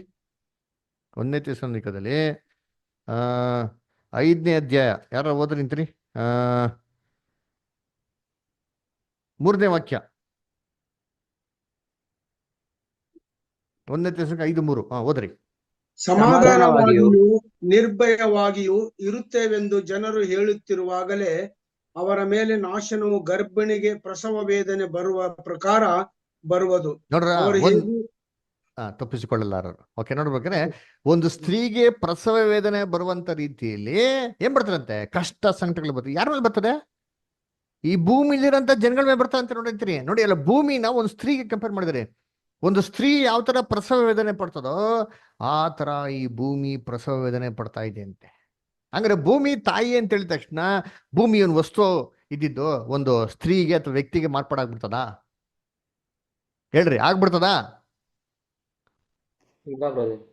ಇಲ್ಲ ಅಲ್ವರ? ಕರ್ತನಲ್ಲಿ ಪ್ರೀತಿ ಅಂತ ಸರ್, ಜಸ್ಟ್ ಒಂದು ಕಂಪ್ಯಾರಿಸನ್, ಜಸ್ಟ್ ಒಂದು ಹೋಲಿಕೆ. ಏನಕ್ಕಪ್ಪ ಒಂದು ಸ್ತ್ರೀಗೆ ಕಂಪೇರ್ ಮಾಡ್ತಾರೆ ಗೊತ್ತಾ? ತಾಯಿ ತನ್ನ ಗರ್ಭದಲ್ಲಿ ಒಂದು ಕೂಸ್ನ 9 ತಿಂಗಳು ಏನ್ ಮಾಡ್ತಾರೆ? ಹೊರತಾ ನೋಡ್ತೀನಿ ಎಷ್ಟು ಕಷ್ಟ. ಅದರ ಏನ್ ಇಷ್ಟ ಬಂದಂಗೆಲ್ಲ ಇರೋಕ್ಕಾಗಲ್ಲ, ಇಷ್ಟ ಬಂದ ಓಡಾಡಕ್ಕಾಗಲ್ಲ, ಇಷ್ಟ ಬಂದಾಗ ಮಲ್ಕೊಳಕ್ಕಾಗಲ್ಲ, ಇಷ್ಟ ಬಂದಾಗ ತಿನ್ನಕ್ಕಾಗಲ್ಲ. ಆದ್ರೂ ಎಲ್ಲವನ್ನೂ ಏನ್ ಮಾಡ್ತಾರೆ? ಕೂಸ್ಕಾಗೆ ಸಹಿಸ್ಕೊಂತದೆ. ಇದೇ ರೀತಿ ಕರ್ತನಲ್ಲಿ ಪ್ರೀತಿ ಅಂತ ಸೊರಸಗಳೇ ಈ ಭೂಮಿ ಏನ್ ಮಾಡ್ತಾ ಇದೆ ಅಂದ್ರೆ, ಈ ಲೋಕದಂತ ಎಲ್ಲ ಪಾಪವನ್ನ ಹೆರ್ತಾ ಏನ್ ಮಾಡ್ತಾ ಇದೆ? ಒಂದು ಗರ್ಭಿಣಿ ಸ್ತ್ರೀ ತರ ಹೊರ್ತಾ ಇದೆ, ಪ್ರಸವ ವೇದನೆ ಪಡ್ತಾ ಇದೆ. ಇಂದ ತೌಕಾಪಟ್ಟಿ ಪಾಪಗಳನ್ನ ಬಿಟ್ಟು ಏನು ಕಿತ್ತೆಸಲಿಕ್ಕೆ ತೌಕ ಪಡ್ತಾರೆ. ನೋಡ್ತೀನಿ ಅದ್ಗೆ ಹೇಳ್ಬೇಕಾದ್ರೆ ಕರ್ತನಲ್ಲಿ ಪ್ರೀತಿ ಅಂತ ಸಹೋದರಗಳು ಏನ್ ಹೇಳ್ತಾರೆ ಅಲ್ಲಿ? ಒಂದು ಸ್ತ್ರೀಗೆ ಏನ್ ಮಾಡ್ತಾರೆ? ಹೋಲಿಕೆ ಮಾಡಿ ಏನ್ ಮಾಡ್ತಾರೆ? ಮಾತಾಡ್ತಾರೆ.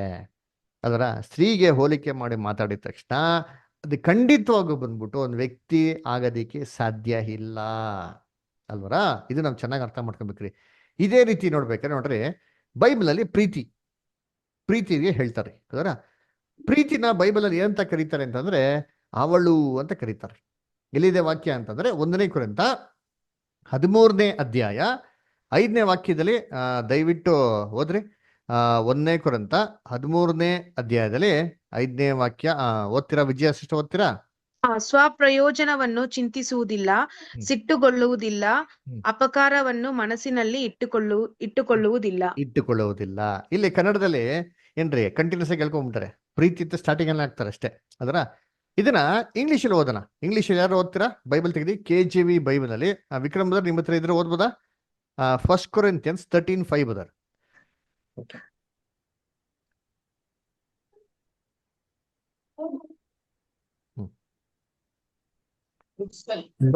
Not behave itself unseemly, seeketh not her own, ನೋಡ್ರ is not easily provoked, think no evil. ನೋಡ್ರ ಕೇಳಿಸ್ಕೊಂಡ್ರ? ನೋಡಿ, love doth not behave itself unseemingly, it seeketh not her own. Observe ಮಾಡಿದ್ರ? ಹರ್ ಅಂತ ಬಂತು. ಅವಳು ಸ್ವಪ್ರಯೋಜನವನ್ನು ಚಿಂತಿಸುವುದಿಲ್ಲ. ಅವಳು ಅಂತ ಏನ್ ಮಾಡೋದು ಹಾಕಿದ್ದಾರೆ ಅಲ್ರ. ಒಂದು ಸ್ತ್ರೀಗೆ ಏನ್ ಮಾಡಿದ್ರೆ ಪ್ರೀತಿನ ಹೋಲಿಕೆ ಮಾಡಿದ್ದಾರೆ. ಹಂಗಂತ ತಕ್ಷಣ ಪ್ರೀತಿ ಅಂದ್ಬಿಟ್ಟು ಸ್ತ್ರೀ ಆಗೋಯ್ತಾ? ಇಲ್ಲ ರೀ. That is A character, that is A feeling. ಅದನ್ನ ಯಾವುದೇ ಒಂದು ಏನ್ರಿ ಒಂದು ವ್ಯಕ್ತಿಗೆ ಏನ್ರಿ ವ್ಯಕ್ತಿ ಅಂತ ಹೇಳೋದಕ್ಕೆ ಸಾಧ್ಯ ಇಲ್ಲ. ಜಸ್ಟ್ ಒಂದು ಹೋಲಿಕೆ ಅದು. ಯಾಕೆ ಸ್ತ್ರೀಗೆ ಕಂಪೇರ್ ಮಾಡ್ತಾರೆ? ಅವಾಗ ಹೇಳ್ದಲ್ಲ, ಸ್ತ್ರೀನಲ್ಲಿ ಪ್ರೀತಿ ಮಮತೆ ಕರುಣೆ ಏನ್ರಿ ಜಾಸ್ತಿ ರೀ ಅಲ್ವರ. ಪುರುಷರಿಗೆ ಕಂಪೇರ್ ಮಾಡೋದು ಅದಕ್ಕೆ ನೋಡ್ಬೇಕಾದ್ರೆ ಒಂದು ಸ್ತ್ರೀಗೆ ಏನ್ ಮಾಡ್ತಾರೆ? ಅದನ್ನ ಕಂಪೇರ್ ಮಾಡ್ತಾರೆ ಅಲ್ವರ. ಅದನ್ನ ಕರ್ತನಲ್ಲಿ ಪ್ರೀತಿಗಳೇ ಅರ್ಥ ಮಾಡ್ಕೊಳ್ರಿ. ಇವೆಲ್ಲ ಓದಿರಂತ ವಾಕ್ಯಗಳು ನಾನು ಕೊಡ್ತಾರ ಸಾಂಪಲ್. ಎಂಟೈರ್ ಬೈಬಲ್ ನಲ್ಲಿ ಇರೋದೇ ಹೀಗೆ ರೀ. ಅರ್ಥ ಆಯ್ತಾ? ಇನ್ನೊಂದು ಎಕ್ಸಾಂಪಲ್ ನೋಡೋಣ ಅಂತೀನಿ. ಎಲ್ಲಪ್ಪ ಅಂದ್ರೆ ಯೋಹಾನ 8ನೇ ಅಧ್ಯಾಯ 44ನೇ ವಾಕ್ಯ. ರೂತ್ ಸಿಸ್ಟರ್ ಓದ್ತೀರಾ? ಜಾನ್ 8:44.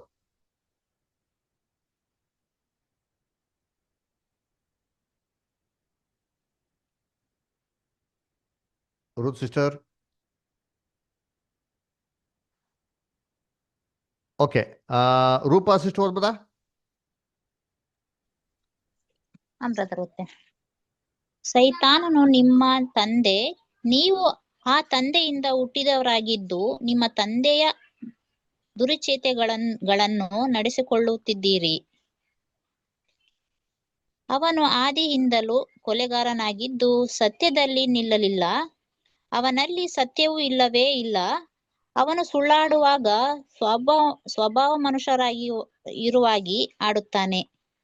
ಅವನು ಸುಳ್ಳುಗಾರನು, ಸುಳ್ಳಿಗೆ ಮೂಲ ಪುರುಷನಾಗಿಯೂ ಆಗಿದ್ದಾನೆ. ನೋಡ್ರ, ಸೈತಾನನು ನಿಮ್ಮ ತಂದೆ ಅನ್ಬಿಟ್ರು ಅಲ್ವರ. ಅವನು ಸುಳ್ಳುಗಾರನು, ಸುಳ್ಳುಗಾರಗೇನ್ರಿ ಅಂತೆ ಮೂಲ ಪುರುಷನಾಗಿದ್ದಾನೆ. ಅವನು ಯಾವನು? ಅವನು ಯಾರು? ಸೇತಾನನು. ಸೇತಾನ ಏನಾಗ್ಬಿಟ್ಟಂತೆ ಅವನು.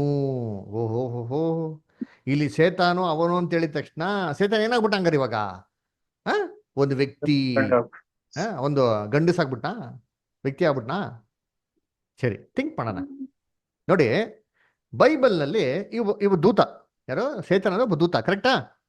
ಬೈಬಲ್ ಏನ್ ಗೊತ್ತೆ? ಸೇತಾನು ತಾನೇ ಪ್ರಕಾಶವುಳ್ಳ ದೇವದೂತ ಅಂತ ಬರ್ತದೆ ಬೈಬಲ್ ವಾಕ್ಯ ಇದೆ ಅದರ. ಏನ್ರಿ ಇವನಿಗೆ ರೆಕ್ಕೆ ತೆಳು ನೆಲವಂತ ಕೆರುಬು. ಸರಿ, ಸೇತಾನು ಒಬ್ಬ ಕೆರುಬ್ ಆಗಿರ್ಬೇಕಾರೆ ಕೆರುಬಲ್ಲಿ ಅಂದ್ರೆ ದೇವದೂತರಲ್ಲಿ ಗಂಡಸು ಹೆಂಗಸು ಅಂದ್ಬಿಟ್ಟು ಆ ಲಿಂಗದ ಒಂದು ಬೈಫ್ರಿಕೇಶನ್ ಇದೆಯಾ? ಇಲ್ಲ. ಇಲ್ಲ ಬ್ರದರ್. ಹೆಂಗ್ ಹೇಳ್ತೀರ ಇಲ್ಲ ಅಂತ? ಹೆಂಗ್ ಹೇಳ್ತೀರ? ಅವರು ದೇವತರ ಪ್ರಾಥಮಿಕ ಶರೀರವಾಗಿಲ್ಲ. ಅದೆಲ್ಲ ನಮ್ಮ ಆಲೋಚನೆ. ಸರಿ, ಹೆಂಗ್ ಹೇಳ್ಬೋದು ಅಂದ್ರೆ ಯೇಸು ಕ್ರಿಸ್ತನತ್ತ ಒಂದು ಸ್ತ್ರೀ ಬಂದು ಪ್ರಶ್ನೆ ಕೇಳ್ತಾರೆ. ಏನು ಒಬ್ಬ ಸದಸ್ಯನ ಬಂದು ಪ್ರಶ್ನೆ ಕೇಳ್ತಾನೆ, ಸ್ವಾಮಿ, ಒಂದು ಸ್ತ್ರೀ 7 ಪುರುಷನ ಮದ್ವೆ ಆಗಿದ್ರು, 7 ಜನ ಸತ್ತೋಗ್ಬಿಡ್ತಾರೆ. ಪುನರುತ್ಥಾನದಲ್ಲಿ ಆ ಸ್ತ್ರೀಗೆ ಯಾರು ಗಂಡನಾಗಿರ್ತಾನೆ ಅಂತ ಹೇಳ್ಬೇಕಾರೆ ಯೇಸು ಕ್ರಿಸ್ತ ಏನು ಉತ್ತರ ಕೊಡ್ತಾರೆ? ನೋಡಪ್ಪ, ಪುನರುತ್ಥಾನದಲ್ಲಿ ಮದ್ವೆ ಆಗೋದು ಇಲ್ಲ, ಮದ್ವೆ ಮಾಡಿಕೊಡುವುದು ಇಲ್ಲ. ಅವ್ರು ಹೆಂಗಿರ್ತಾರಂತೆ? ಪರಲೋಕದಲ್ಲಿರುವಂತ ದೇವದೂತ ತರ ಇರ್ತಾರೆ ಅಂತಂದ್ರು. ಅಂದ್ರೆ ದೇವದೂತರುಗಳಲ್ಲಿ ಗಂಡು ಹೆಣ್ಣು ಅಂತ ಅಂದ್ಬಿಟ್ಟಿಲ್ಲ. ಕರೆಕ್ಟಾ? ಯಾಕೆ ಕೊಟ್ಟಿಲ್ಲ ಅಂತಂದ್ರೆ ಅಲ್ಲಿ ರೀಪ್ರೊಡಕ್ಷನ್ ಅಂತ ಇಲ್ಲ ರೀ. ಇದು ಕೊಟ್ಟಿರೋದೆಲ್ಲಿ? ಭೂಲೋಕದಲ್ಲಿ ಮನುಷ್ಯನ ಕೊಟ್ಟಿರೋಂತ. ಅದಕ್ಕೆ ನೋಡ್ಬೇಕಾರೆ ಆ ಕಾನ್ಸೆಪ್ಟೇ ಅಲ್ಲಿ ಇಲ್ದಿರ್ಬೇಕಾರೆ ಗಂಡಸು ಹೆಂಗಸು ಅಂದ್ಬಿಟ್ಟು ಬೈಫ್ರಿಕೇಶನ್ ಇಲ್ಲ ರೀ. ಸರಿ, ಹಾಗಿರ್ಬೇಕಾದ್ರೆ ಯಾಕೆ ಇವನ್ನ ಅವನು ಅದು ಕಂಪೇರ್ ಮಾಡ್ಬಿಟ್ರು ಅಂತಂದ್ರೆ ತಿರ್ಗಾ ಅದೇ ರೀ. ಅದರ ಸೇತಾನ್ಗಿರಂತ ಗುಣಲಕ್ಷಣಗಳು ಅಲ್ವರ ನೋಡ್ಬೇಕಾರೆ ಏನ್ರಿ ಪರಾಕ್ರಮಶಾಲಿ ಅಲ್ವರ, ಏನ್ರಿ ಪೂರ್ಣ ಜ್ಞಾನಿ, ಪರಿಪೂರ್ಣ ಸುಂದರ. ಬೈಬಲ್ ಐತಲ್ಲ, ಪರಿಪೂರ್ಣ ಸುಂದರಿ, ಪೂರ್ಣ ಜ್ಞಾನಿ ಅಂತ ಹೇಳ್ಬೋದಾ? ಅಲ್ವರ ಅದಕ್ಕೆ ನೋಡ್ಬೇಕಾದ್ರೆ ಕರ್ತನಲ್ಲಿ ಅಂದ್ರೆ ಆ ಒಂದು ಕ್ಯಾರೆಕ್ಟರ್ ಅದಕ್ಕೆ ಸೂಟ್ ಆಗೋದ್ರಿಂದ ಅದನ್ನು ಹೋಲಿಕೆ ಮಾಡಿದ್ರೆ ಅಷ್ಟೇ ಹೊರತು ಬೇರೆ ಇನ್ನೇನು ಇಲ್ಲ ರೀ. ಹಂಗಂತಂದ್ಬಿಟ್ಟು ಸೇತಾನು ಅವನು ಅವಳು ಅಂತ ಹೇಳಕ್ಕಾಯ್ತದ? ಇಲ್ಲ ರೀ.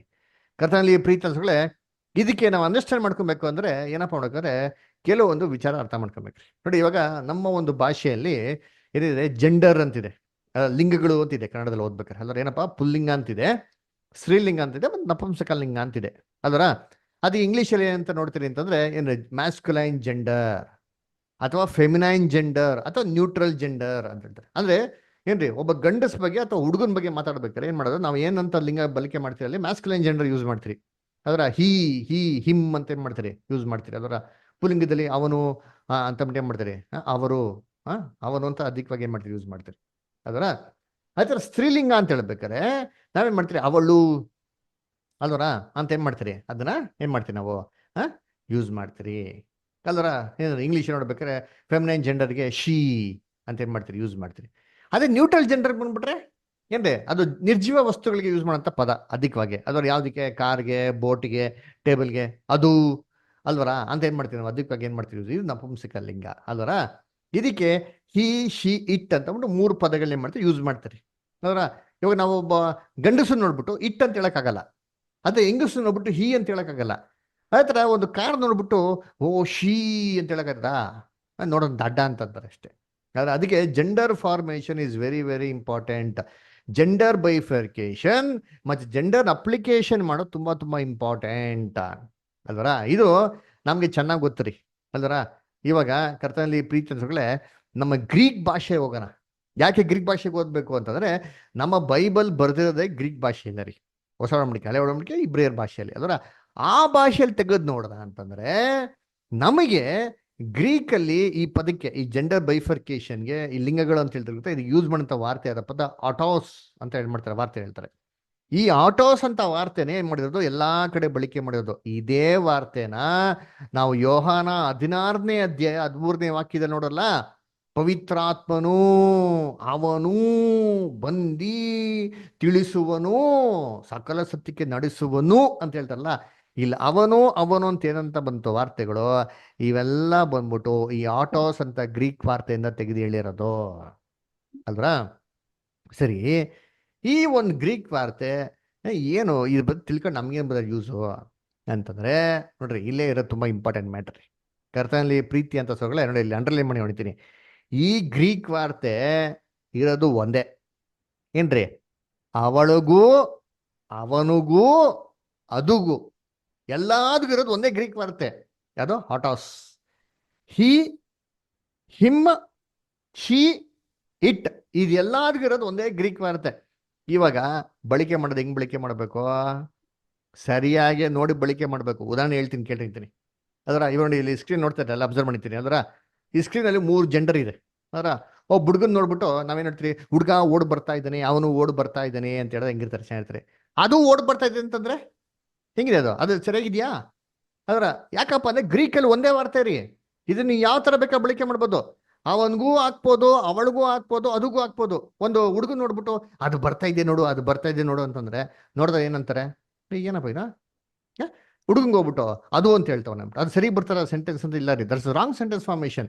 ಅದೇ ತರ ಅವ್ನು ಹುಡುಗಿ ನೋಡ್ಬಿಟ್ಟು ಆ ಹುಡುಗಿ ಬರ್ತಾ ಇದ್ದಾಳೆ, ಆ ಹುಡುಗಿ ಓಡ್ ಬರ್ತಾ ಇದ್ದಾಳೆ, ಆ ಹುಡುಗಿ ಹೋಗ್ತಾ ಇದ್ದಾಳೆ ಅಂತ ಹೇಳಿ ಹೆಂಗಿರ್ತಾರೆ, ಚೆನ್ನಾಗಿರ್ತಾರೆ. ಅದರ ಅವನು ಹೋಗ್ತಾವನೆ ಅಂತ ಹುಡುಗಿ ನೋಡ್ಬಿಟ್ಟು ಹೇಳಿದ್ರೆ ನೋಡಿದ್ರೆ ಏನ್ ಹೇಳ್ತಾರೆ, ಏನಪ್ಪ ಮಾತಾಡಕ್ ಗೊತ್ತಿಲ್ಲ ಅಂತ ಅಂದ್ಬಿಡ್ತಾರೆ. ಅದೇ ತರ ನೋಡಿ ಎಷ್ಟು ಇಂಪಾರ್ಟೆಂಟ್ ಅಲ್ಲ ಜೆಂಡರ್ ಬೈಫಿಕೇಶನ್ ಅಪ್ಲೈ ಮಾಡೋದು. ಅಲ್ರ ಇಂಗ್ಲೀಷ್ ನೋಡ್ಬೇಕ್ರೆ ಹಿ ಈಸ್ ಕಮಿಂಗ್ ಅಂತ ಹೇಳೋದು ವೆರಿ ಗುಡ್ ರೀ.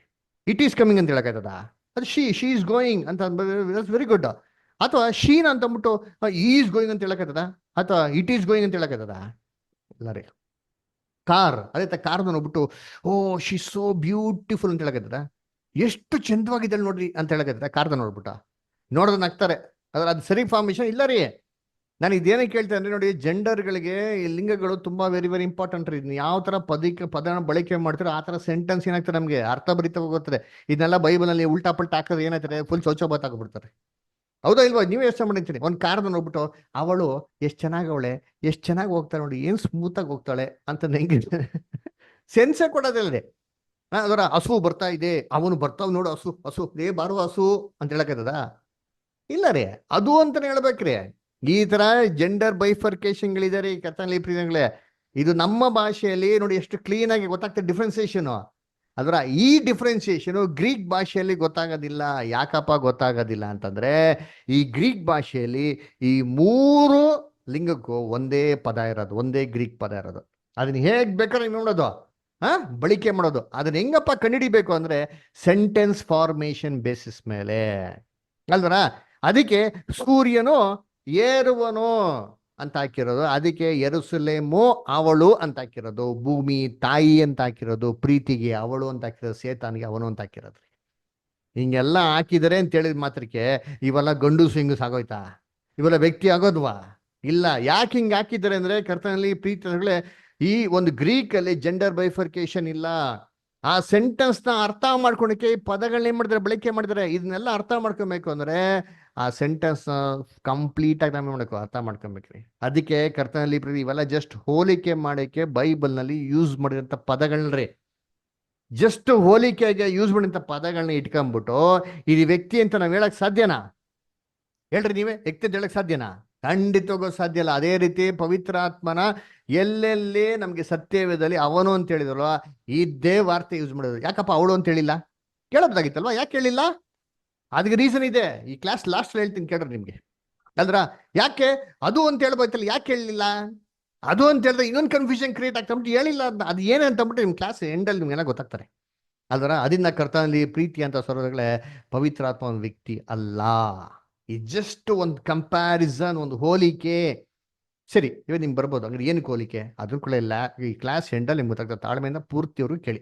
ಸರಿ, ಅದಕ್ಕೆ ಇದಕ್ಕೆ ಇನ್ನೊಂದು ಮಾತು ಹೇಳ್ತಾರೆ. ಏನಂತಂದ್ರೆ ಬ್ರದರ್, ಪವಿತ್ರಾತ್ಮನ ಯೇಸು ಕ್ರಿಸ್ತು ಸಹಾಯಕನು ಅಂದ್ಬಿಟ್ರು. ಪವಿತ್ರಾತ್ಮ ಇಂಗ್ಲೀಷಲ್ಲಿ ಕಂಫರ್ಟರ್ ಅಂತ ಕರೀತಾರೆ. ಯೇಸು ಕೊಡ್ತಿದ್ರೆ ಪರವಾಗಿಲ್ಲ ಬ್ರದರ್, ಸಹಾಯಕರು ಅಂತ ಅಂದ್ಬಿಟ್ರೆ ಸಹಾಯಕರು ಅಂತಂದ್ಮೇಲೆ ಒಂದು ವ್ಯಕ್ತಿ ಇರ್ಬೇಕಲ್ವಾ ಅಂತ ಏನ್ ಮಾಡ್ತಾರೆ ಹೇಳ್ತಾರೆ. ಸರಿ, ಇವಾಗ ನಾವೇನ್ ಮಾಡೋಣ, ಯೇಸು ಕ್ರಿಸ್ತು ಎಲ್ಲೆಲ್ಲಿ ಪವಿತ್ರಾತ್ಮನ ಒಂದು ಹೆಸರಿಟ್ಟು ಕರೆದಿದ್ದಾರೆ ಆ ವಾಕ್ಯಗಳನ್ನ ದಯವಿಟ್ಟು ನಾವೇನ್ ಮಾಡೋಣ, ಓದೋಣ. ಅದರ ಓದ್ರಿ ಅಂತೀನಿ. ಏನಂದ್ರೆ ಮೊದಲನೇದು ಯೋಹನ 14ನೇ ಅಧ್ಯಾಯ 16ನೇ ವಾಕ್ಯನ ನಮ್ಮ ನಡುವೆ ಯಾರೋ ಇಲ್ಲಿ ನಮ್ಮ ವಿಜಯ ಸಿಸ್ಟರ್ ಇದೀರಲ್ಲ, ಇನ್ನಲ್ಲಿ ವಿಜಯ ಸಿಸ್ಟರ್. ಸರಿ, ವಿಕ್ರಮ್ ಬದರ್ ಓದ್ತೀರಾ? ಜಾನ್ 14:16. ಆಗ ನಾನು ತಂದೆಯನ್ನು ಕೇಳಿಕೊಳ್ಳುವೆನು, ಆತನು ನಿಮಗೆ ಬೇರೊಬ್ಬ ಸಹಾಯಕನನ್ನು ಸದಾಕಾಲ ನಿಮ್ಮ ಸಂಗಡ ಇರುವುದಕ್ಕೆ ಕೊಡುವೆನು. ನೋಡ್ರ, ಸಹಾಯಕನನ್ನು ಕೊಡುವನು. ಅವ್ರು ಯಾರಂದ್ರೆ ಪವಿತ್ರಾತ್ಮ.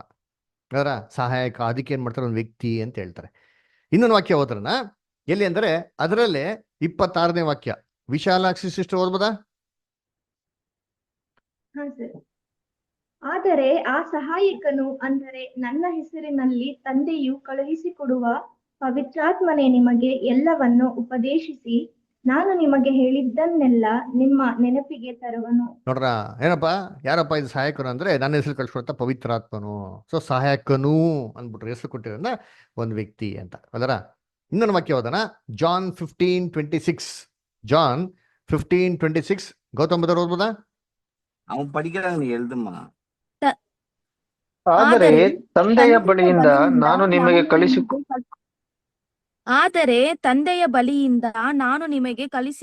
ಕಳುಹಿಸಿಕೊಡುವ ಸಹಾಯಕನು, ಆದರೆ ತಂದೆಯ ಬಳಿಯಿಂದ ಹೊರಡುವ ಸತ್ಯದ ಆತ್ಮನು. ನೋಡ್ರ, ಏನ್ ಮಾಡ್ತಾರೆ ಅಲ್ಲಿ? ತಂದೆಯಿಂದ ಬಳಿಯಿಂದ ಕಳಿಸ್ಕೊಡುವಂತ ಸತ್ಯದ ಆತ್ಮನು. ಯಾರಪ್ಪ ಇದು? ಅದೇ ಸಹಾಯಕನು. ಸಹಾಯಕನು ಅಂದ್ರೆ ತಂದೆಯಿಂದ ಬಳಿ ಕೊಡಿಸುವಂತ ಆತ್ಮನು ಅಂತ ಏನ್ ಮಾಡ್ತಾರೆ ಹೇಳ್ತಾರೆ. ಹಾಗಾದ್ರೆ ಸಹಾಯಕನು ಅಂದ್ರೆ ಒಂದು ಹೋಲಿ ಸ್ಪಿರಿಟ್, ಅದಕ್ಕೆ ಒಂದು ವ್ಯಕ್ತಿ ಅಂದ್ಬಿಟ್ಟು. ಇನ್ನೊಂದು ವಾಕ್ಯ ಓದನ, ಜಾನ್ 16:7. ಗೌತಮ್ ಬದರ್ ಓದಿ. ಆದರೂ ನಾನು ನಿಮಗೆ ಸತ್ಯವನ್ನು ಹೇಳುತ್ತೇನೆ, ಕೇಳಿರಿ. ನಾನು ಹೋಗುವುದು ನಿಮಗೆ ಹಿತಕರವಾಗಿದೆ. ಹೇಗೆಂದರೆ ನಾನು ಹೋಗದಿದ್ದರೆ ಆ ಸಹಾಯಕನು ನಿಮ್ಮ ಬಳಿಗೆ ಬರುವುದಿಲ್ಲ. ನೋಡ್ರ, ನಾನು ಹೋಗಿದ್ರೆ ಸಹಾಯಕ ನಿಮ್ಮ ಬಳಿಗೆ ಬರೋದಿಲ್ಲ, ಅದೇ ಪವಿತ್ರಾತ್ಮ ಅಂತ ಹೇಳ್ತಾರೆ. ಸರಿಪ್ಪ, ಆಯ್ತಾ? ಸರಿ, ಎಲ್ಲ ಇದಲ್ಲಿ ನೋಡಿದ್ರೆ ಯೇಸು ಕ್ರಿಸ್ತು ಪವಿತ್ರಾತ್ಮನಿಗೆ ಸಹಾಯಕನು ಕರೀತಾರೆ. ಅದರ ಸರಿ, ಎಷ್ಟು ಸತಿ ಕರೀತಾರೆ ಅಂತ ನೋಡಿದ್ರೆ ಇಡೀ ಬೈಬಲ್ನಲ್ಲಿ ಅಂದ್ರೆ ಪವಿತ್ರಾತ್ಮನ ಯೇಸು ಕ್ರಿಸ್ತು ಸಹಾಯಕ ಅಂತ ಕರೀ ಬರೀ 4 ಸತಿ ರೀ. ಇಷ್ಟೊಂದು ಇಂಪಾರ್ಟೆಂಟ್ ಆಗಿರೋಂಥ ಮ್ಯಾಟ್ರ್, ಪವಿತ್ರಾತ್ಮ ಒಂದು ವ್ಯಕ್ತಿ ಅಂತ ಆಗಿರೋಂಥ ಮ್ಯಾಟ್ರನ್ನ ಇಡೀ ಬೈಬಲ್ ಅಲ್ಲಿ 4 ಸತಿ ಏನ್ ಮಾಡೋದು ಕರೆಯೋದು. ಎಲ್ಲಪ್ಪ ಅಂದ್ರೆ ಇದು ಬಂದ್ಬಿಟ್ಟು ನೀವು ಸರ್ಚ್ ಮಾಡಿದ್ರೆ ಇಂಟರ್ನೆಟ್ ಅಲ್ಲಿ ಅಥವಾ ಈ ಸ್ವರ್ಡ್ ಅಂತ ಬೈಬಲ್ ಸರ್ಚ್ ಮಾಡಿದ್ರೆ ಕಂಫರ್ಟರ್ ಅಂತ ಎಷ್ಟು ಸತಿ ಕರೆದಾರೆ ಅಂದ್ರೆ ಬರೀ 4 ಸತಿ ಕರೆದಿರೋದು. ಅದು ಎಲ್ಲಪ್ಪ ಅಂದ್ರೆ ಯೋವಾನ ಬರೆದ ಸುವಾರ್ತೆಯಲ್ಲೇ 14ನೇ ಅಧ್ಯಾಯದಿಂದ 16ನೇ ಅಧ್ಯಾಯ ಮಾತ್ರ ಬರೋದು ಹೊರತು ಇನ್ಯಾವುದಲ್ಲೂ ಬರಲ್ಲ. ಅವಾಗ ನಾವೇನ್ ಮಾಡ್ಬೇಕು, ಥಿಂಕ್ ಮಾಡ್ಬೇಕಲ್ಲ, ಯಾಕಪ್ಪ ಅಲ್ಲಿಗೆ ಮಾತ್ರ ಕರೆದವ್ರೆ?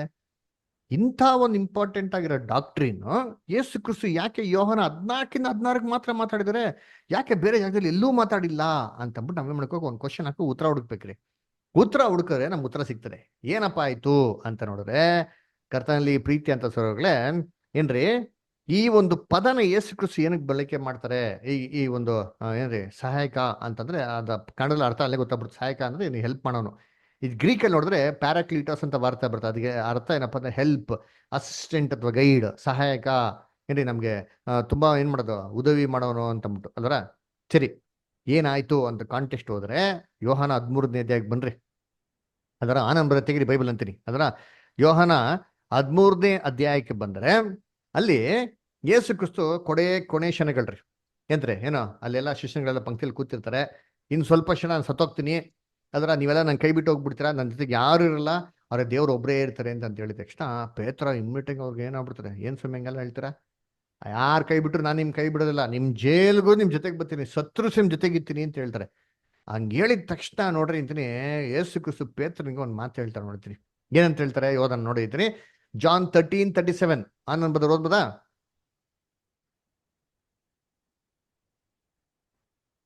ಯೋಹಾನ 13ನೇ ಅಧ್ಯಾಯ ಬದರ್ 37ನೇ ವಾಕ್ಯ. ಆನಂದ್ ಬ್ರದರ್. ಪೇತ್ರನು ಆತನಿಗೆ, ಸ್ವಾಮಿ, ನಾನು ಯಾಕೆ ಈಗ ನಿನ್ನ ಹಿಂದೆ ಬರಲಾರೆನು? ಸ್ವಾಮಿ, ನಾನು ಯಾಕೆ ಈಗ ಪೇತ್ರನು ಆತನಿಗೆ, ಸ್ವಾಮಿ, ನಾನು ಯಾಕೆ ಈಗ ನಿನ್ನ ಹಿಂದೆ ಬರಲಾರೆನು? ನಿನಗಾಗಿ ನನ್ನ ಪ್ರಾಣವನ್ನಾದರೂ ಕೊಟ್ಟೆನು ಎಂದು ಹೇಳಲು ಯೇಸು ಅವನಿಗೆ, ಯೇಸು, ನನಗಾಗಿ ಪ್ರಾಣ ಕೊಟ್ಟಿಯಾ? ನನಗೆ ನಿಜ ನಿಜವಾಗಿ ಹೇಳುತ್ತೇನೆ, ನೀನು ನನ್ನ ವಿಷಯದಲ್ಲಿ ಅವನನ್ನು ಅರಿಯನೆಂದು 3 ಸಾರಿ ಹೇಳುವ ತನಕ ಕೋಳಿ ಕೂಗುವುದಿಲ್ಲ ಎಂದು. ನೋಡ್ರಿ, ಪೇತ್ರ ಹೇಳಿದ ಮಾತು ಒಳ್ಳೇದ ಕೆಟ್ಟದ ನೀವ್ ಹೇಳ್ರಿ. ಎಲ್ಲಾರು ಕೈ ಬಿಟ್ಟು ಹೋಗ್ಬಿಡ್ತೀರ, ನಾನು ಒಬ್ಬಂಟಿಯಾಗಿ ಬಿಟ್ಬಿಡ್ತೀನಿ ಹೇಳಿದ ತಕ್ಷಣ ಪೇತ್ರ ಇಮ್ಮಿಡಿಯೇಟ್ ಹೇಳ್ತಾರೆ, ಯಾರು ಕೈ ಬಿಟ್ರು ನಾನು ಕೈ ಬಿಡಲ್ಲ ಸ್ವಾಮಿ, ನಿಮ್ ಜೊತೆಗೆ ಇರ್ತೀನಿ ಅಂತ ಹೇಳ್ತಾರೆ. ಅಂತ ಒಳ್ಳೆ ಮಾತಿಗೆ ಯೇಸು ಕ್ರಿಸ್ತು ಏನ್ ಹೇಳ್ಬೇಕಾಯ್ತು? ಪರವಾಗಿಲ್ಲಪ್ಪ ಕಂದ, ಯಾರು ಏನು ಉತ್ತರ ಕೊಡ್ಲಾ, ನೀನ್ ಒಬ್ಬನಾರ ಉತ್ತರ ಕೊಟ್ಟಿದ್ಯಲ್ಲ, ವೆರಿ ಗುಡ್, ಸಾಕು, ನಂಗೆ ತುಂಬಾ ಸಂತೋಷ ಅಂತ ಹೇಳ್ಬೋದು. ಅದು ಹೇಳಿದ್ರೆ ಯೇಸು ಕ್ರಿಸ್ತು ಇಮ್ಮಿಡಿಯೇಟ್ ಏನ್ ಹೇಳ್ತಾರೆ, ನೀನ್ ನನ್ನ ಜೊತೆಗಿರ್ತೀಯಾ?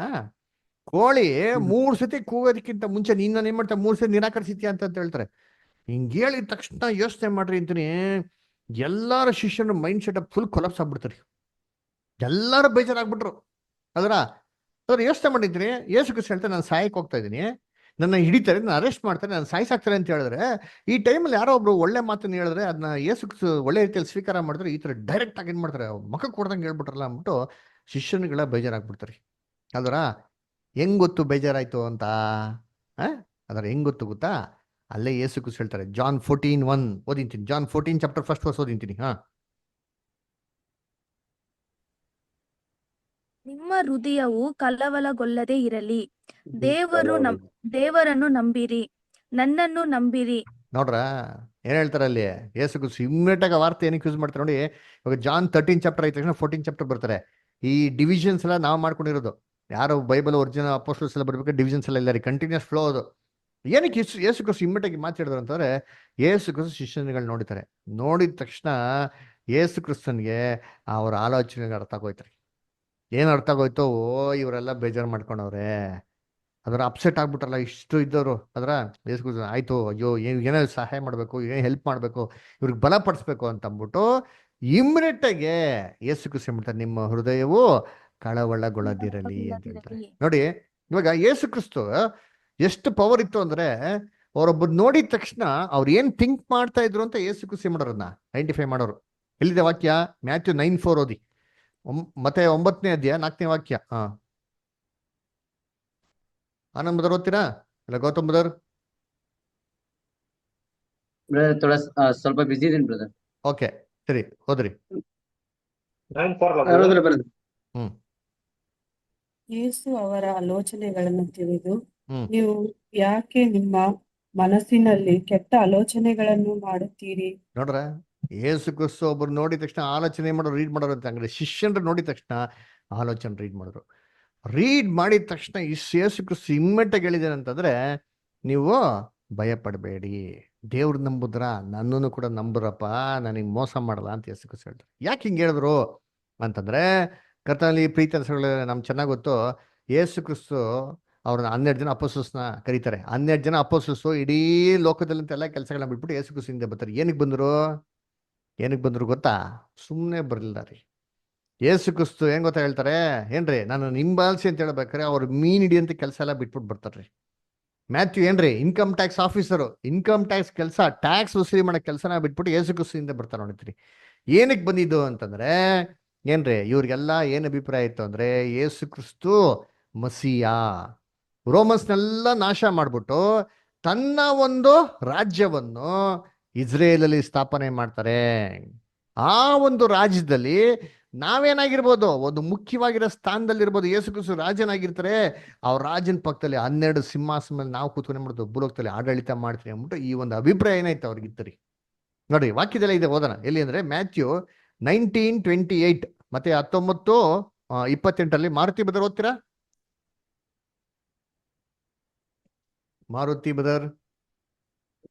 ಹಾಗೆ ಮನುಷ್ಯ ಕುಮಾರನು ಸೇವೆ ಮಾಡಿಸಿಕೊಳ್ಳುವುದಕ್ಕೆ ಬರಲಿಲ್ಲ, ಸೇವೆ ಮಾಡುವುದಕ್ಕೆ. ಮ್ಯಾಥ್ಯೂ 19:28.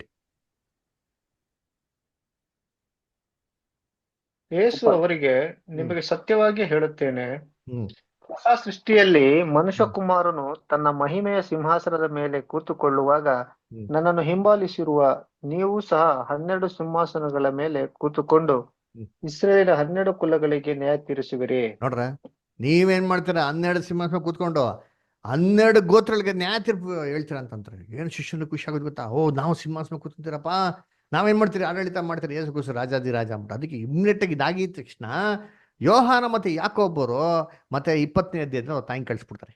ಅಮ್ಮ ಹೋಗಮ್ಮ, ಅಣ್ಣನ ಹತ್ರ ಏನ್ ಮಾಡೋ ಹೋಗ್ಬಿಟ್ಟು ಪರ್ಮಿಷನ್ ಕೇಳಮ್ಮ.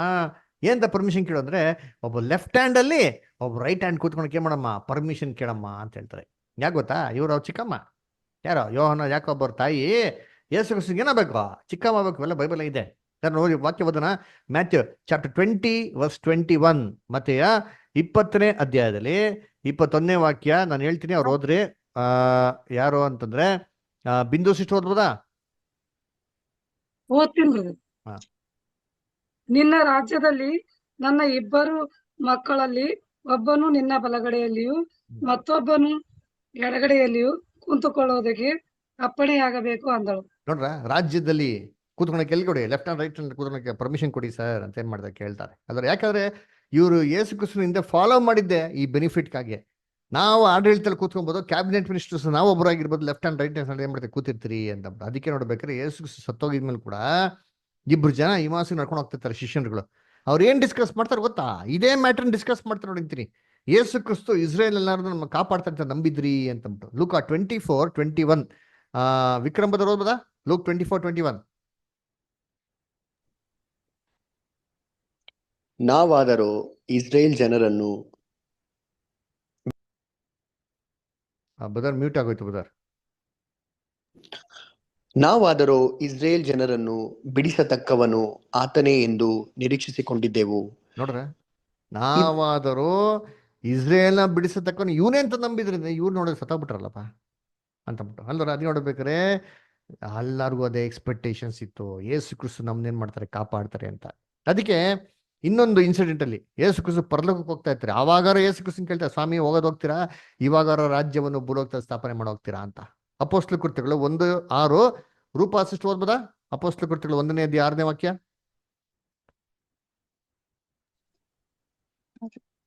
ಬ್ರದರ್ ಓದ್ತೀನಿ.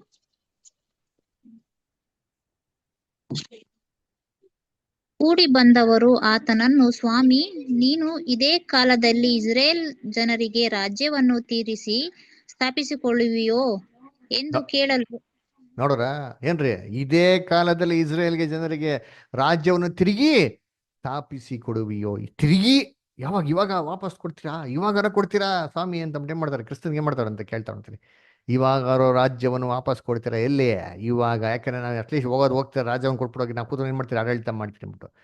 ಇಷ್ಟೆಲ್ಲ ಎಕ್ಸ್ಪೆಕ್ಟೇಷನ್ಸ್ ಇದ್ದವ್ರು ಯೇಸು ಕ್ರಿಸ್ತನ ಹಿಂಬಾಲಿಸ್ಕೊಂಡು ಬಂದ ಅಂದ್ರೆ, ಯೇಸು ಕ್ರಿಸ್ತ ಸಡನ್ ಆಗಿ ಏನಂದ್ರು, ನಾನು ಸತ್ತೋಯ್ತೀನಿ, ನಾನು ಹೊಟ್ಟೋಗ್ತೀನಿ ಅಂತ ನಿಂತ ತಕ್ಷಣ ನೀವು ಯಾರು ನನ್ನ ಜೊತೆಗಿರಲ್ಲ ಅಂತ ಇದ್ರೆ ಇವ್ರಿಗೇನಾಗ್ಬಿಡ್ತು, ಅಲ್ಲಪ್ಪ ಇವ್ರು ನಂಬ್ಕೊಂಡು ನಾವು ಬಂದಿದ್ದೀರಿ, ಇವ್ರು ನೋಡ್ರೆ ಹೊಟ್ಟೈತೀನಿ ಅಂತಾರಲ್ಲ, ಇವ್ರು ಹೊಟ್ಟೋದ್ರೆ ನಮ್ ಗತಿ ಏನೋ ಅಂತ ಅಂದ್ಬಿಟ್ಟು ಇವರೆಲ್ಲ ಏನಾಗ್ಬಿಡ್ತಾರೆ, ಬೇಜಾರಾಗ್ಬಿಡ್ತಾರೆ ಅವ್ರು. ಅದಕ್ಕೆ ಯೇಸು ಕ್ರಿಸ್ತ ಏನ್ ಮಾಡ್ತಾರೆ, ಇವ್ರ ಪಲ್ಸ್ನ, ಇವ್ರ ಹೃದಯದ ಆಲೋಚನೆ ಅರ್ಥ ಮಾಡ್ಕೊಂಡು ಏನ್ ಗೊತ್ತಾ ಮಾಡ್ತಾರೆ, ಯೇಸು ಕ್ರಿಸ್ತ ಇವಾಗ ಮಾತಾಡ್ತಾರೆ. ಏನ್ ಮಾತಾಡ್ತಾರೆ ಇವಾಗ ಓದಿ ಮುಂದಕ್ಕೆ ಅಂತೀನಿ. ಎಲ್ಲಿ ಅಂದ್ರೆ ಯೋಹಾನ 14ನೇ ಅಧ್ಯಾಯದಲ್ಲಿ 2ನೇ ವಾಕ್ಯ. ಗೌತಮ್ ಬುದ್ಧರು ಓದಿ.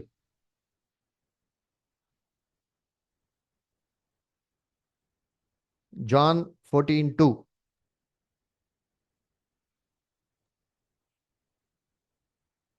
ಓದುವುದಾ? ಓದಿ ಆನಂದ್ ಬ್ರದರ್. ನನ್ನ ತಂದೆಯ ಮನೆಯಲ್ಲಿ ಬಹಳ ಬಿಡಾರಗಳು ಅವೆ, ಇದಲ್ಲದೆ ಇಲ್ಲದಿದ್ದರೆ ನಿಮಗೆ ಹೇಳುತ್ತಿದ್ದೆನು, ನಿಮಗೆ ಸ್ಥಳವನ್ನು ಸಿದ್ಧ ಮಾಡುವುದಕ್ಕೆ ಹೋಗುತ್ತೇನಲ್ಲ. ನೋಡ್ರ, ಇವಾಗ ಏನ್ ಹೇಳ್ತಾರೆ, ಹೃದಯ ಕಳಗೊಳ್ಳದಿರಲಿ ಅಂತ ಬಿಟ್ಟು ಇಮ್ಮಿಡಿಯೇಟ್ ಏನ್ ಹೇಳ್ತಾರೆ, ನನ್ನ ತಂದೆ ಮನೆಯಲ್ಲಿ ಏನಿದೆ, ಅನೇಕ ಬಿಡಾರಗಳಿದೆ. ಅದರ ಇಲ್ದರೆ ನಿಮ್ಗೆ ಹೇಳ್ತಾ ಇದ್ದೀರಾ, ನಾನು ಹೋದ್ರೆ ಏನ್ ಮಾಡ್ತೀನಿ, ನಿಮ್ಗೆ ಏನ್ ಮಾಡ್ತೀನಿ, ಸ್ಥಳವನ್ನು ಸಿದ್ಧ ಮಾಡಿ ಬರ್ತೀನಿ ಅಂತ ಹೇಳ್ತಾರೆ. ಇವಾಗ ನೀವ್ ಹೇಳ್ರಿ, ಪರಲೋಕದಲ್ಲಿ ಪ್ಯಾಲೇಸ್ ಇದೆಯಾ? ಪರಲೋಕದಲ್ಲಿ ಪ್ಯಾಲೇಸ್ ಇದೆಯಾ? ನಮ್ಗೋಸ್ಕರ ಪ್ಯಾಲೇಸ್ನ ಕಟ್ಬಿಟ್ಟು ಯೇಸು ಕ್ರಿಸ್ತ ಬಂದು ನಮ್ಗೆ ಕರ್ಕೊಂಡು ಹೋಗ್ತಾರಂತೆ. ಅಲ್ಲಿ ರಿಯಲ್ ಅದು? ಇಲ್ಲ. ಪರಲೋಕದಲ್ಲಿ ಪ್ಯಾಲೇಸ್ ಇದೆ, ಹಂಗಾರೆ ಎಲ್ಲರಿಗೂ ಒಂದೊಂದು ಕೋಣೆ. ನಾನು ಹಂಗೆ ತಿಳ್ಕೊಂಡಿದ್ದೆ ಚಿಕ್ಕ ವಯಸ್ಸಲ್ಲಿ, ನನ್ಗೊಂದು ಪ್ಯಾಲೇಸ್ ಇರ್ತದೆ, ನಾನು ಆರ್ಡರ್ ಮಾಡಿದ್ರೆ ಐಸ್ ಕ್ರೀಮ್ ಬರ್ತದೆ, ಹಿಂಗೆ ಆರ್ಡರ್ ಮಾಡಿದ್ರೆ ಜಿಲೇಬಿ ಬರ್ತದೆ, ಹಿಂಗೆ ಆರ್ಡರ್ ಮಾಡಿದ್ರೆ ಜಾಮೂನ್ ಬರ್ತದೆ, ಹಿಂಗೆ ಆರ್ಡರ್ ಮಾಡಿ ಪಕೋಡ ಜಿಲ್ಲೆ ಎಲ್ಲ ಬರ್ತದೆ, ಆರಾಮ ತಿನ್ಕೊಂಡು ಕೂತಿರ್ಬೋದು, ಸ್ವಿಮ್ಮಿಂಗ್ ಹೊಡಿಬೋದು, ಆಟ ಆಡ್ಬೋದು. ಇದೆ ಅಲ್ವರ? ಈಗ ಯೇಸು ಕ್ರಿಸ್ತ ಪರಲೋಕದಲ್ಲಿ ಪ್ಯಾಲೇಸ್ ಇಟ್ಟವ್ರ?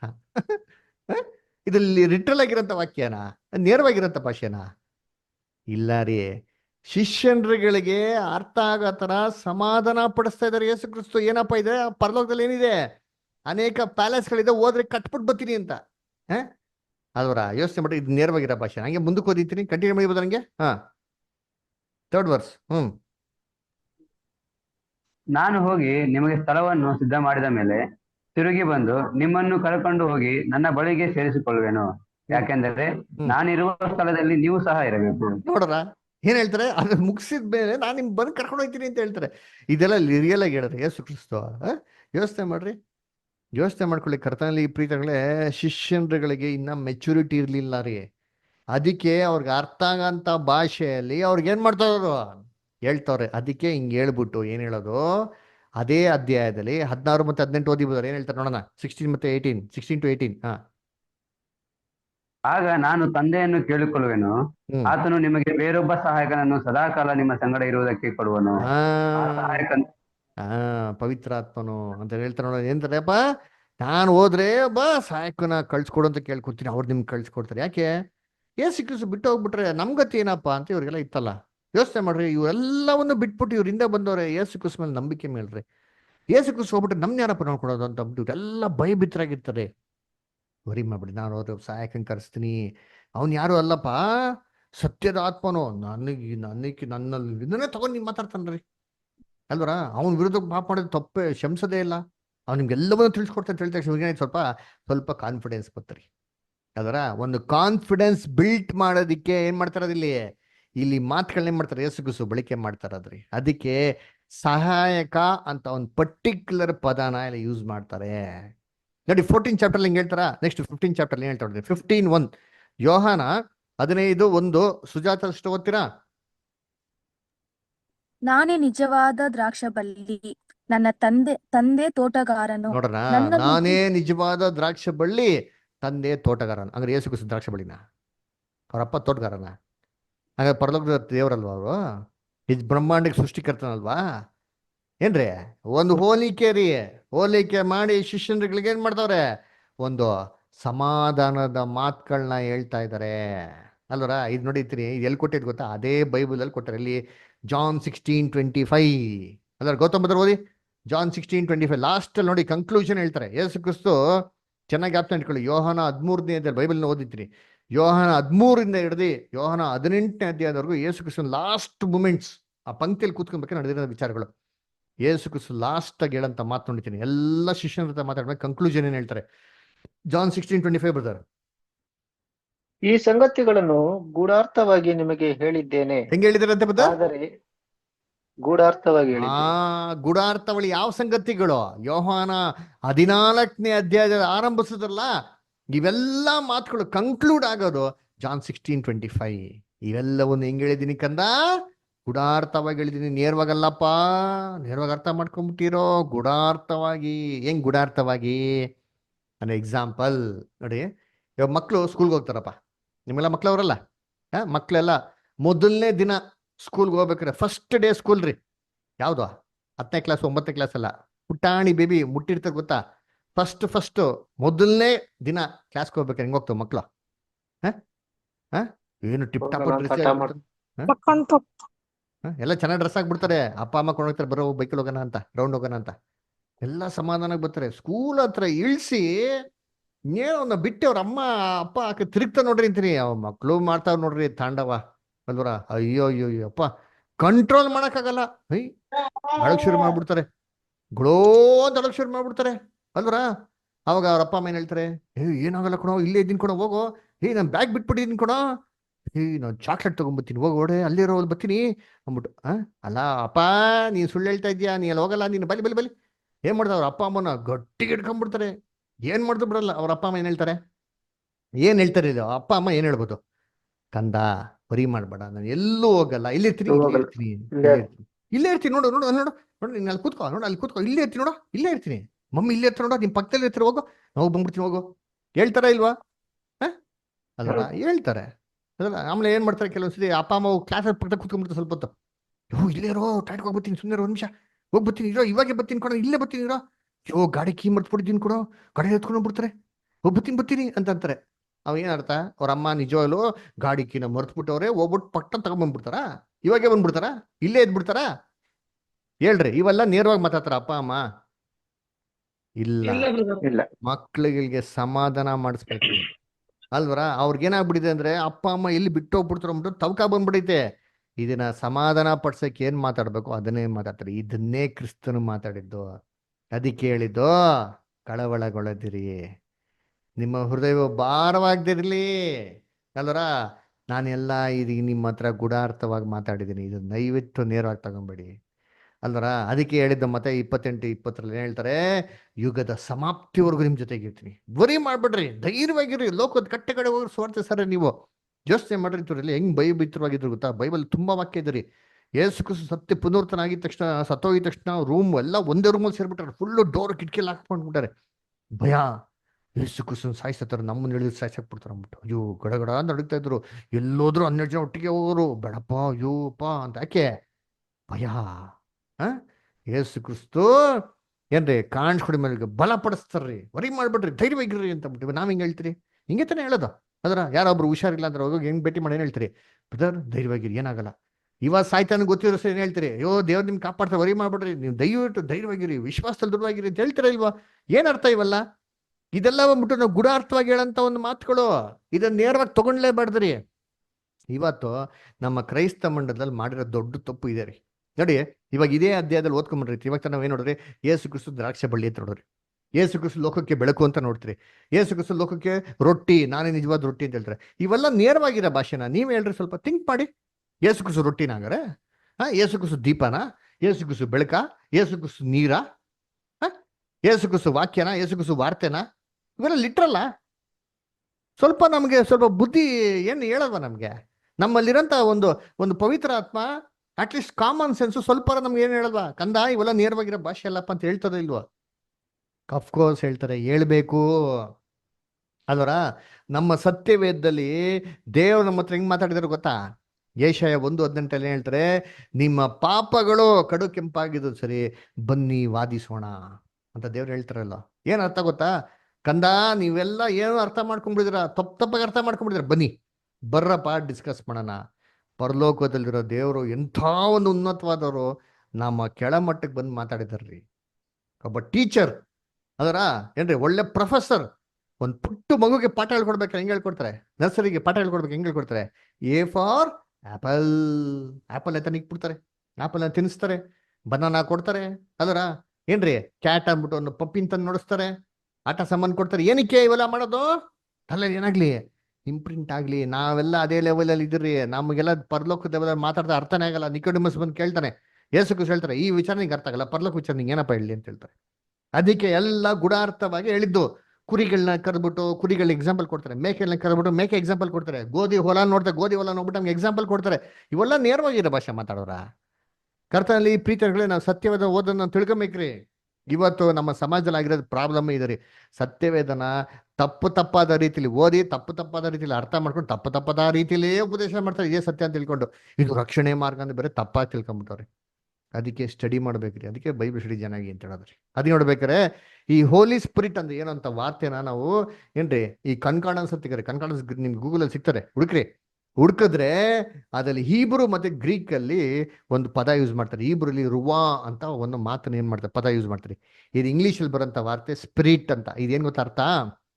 ಇದು ಕಣ್ಣು ಕಾಣದಿರಂತ ಅದ್ಭುತವಾದಂತ ಶಕ್ತಿ ಅಂತ ಅದು ಮೂಲ ಅರ್ಥ.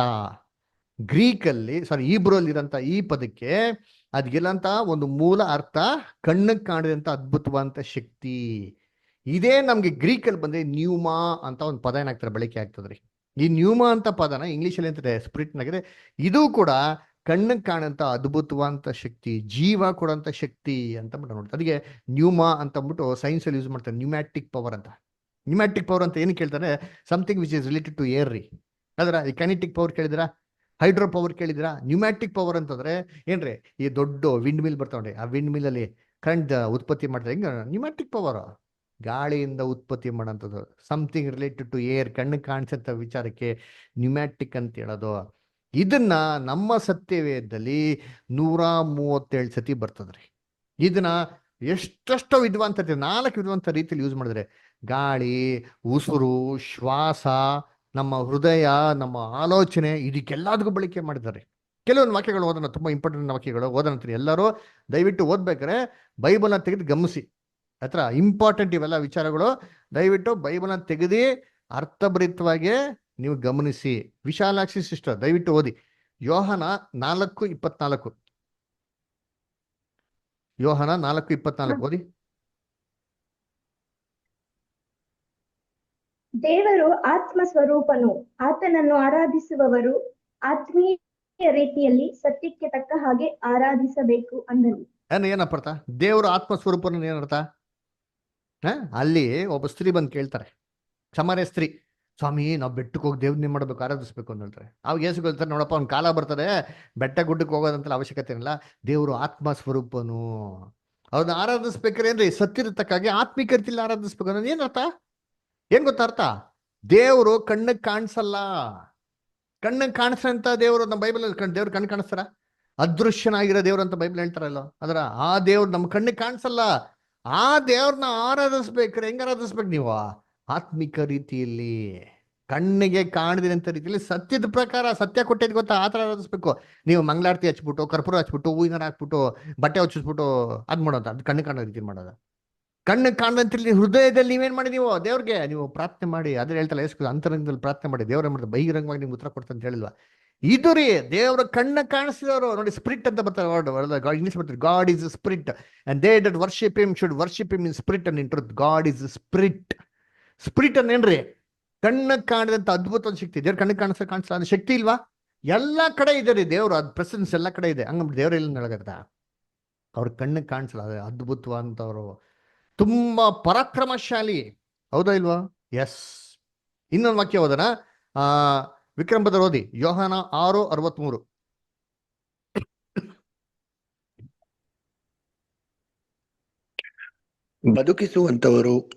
ಬದುಕಿಸುವಂತದ್ದು ಆತ್ಮವೇ, ಮಾಂಸವು ಯಾವುದಕ್ಕೂ ಬರುವುದಿಲ್ಲ. ನಾನು ನಿಮಗೆ ಹೇಳಿರುವ ಮಾತುಗಳೇ ಆತ್ಮವಾಗಿಯೂ ಜೀವವಾಗಿಯೂ ಇವೆ. ನೋಡ್ರ, ನಾನು ಹೇಳುವಂತ ಮಾತುಗಳು ಆತ್ಮವು ಜೀವವಾಗಿದೆ ಅಂದ್ಬಿಟ್ಟು.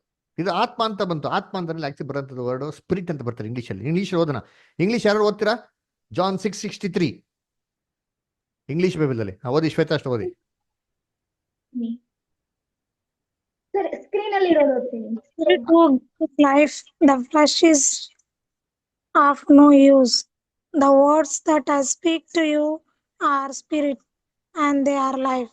ನೋಡ್ದ, the words I speak unto you, they are spirit, they are life. Spirit, ನಾನು ಮಾತಾಡಂತ ಮಾತು ಸ್ಪಿರಿಟ್ ಅಂತ ಹೇಳ್ತಾರೆ.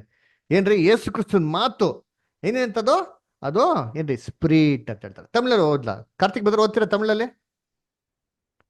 ಜಾನ್ 6:63 ಇದರ ಲೈನಲ್ಲಿ ಓದ್ಬೋದಾ?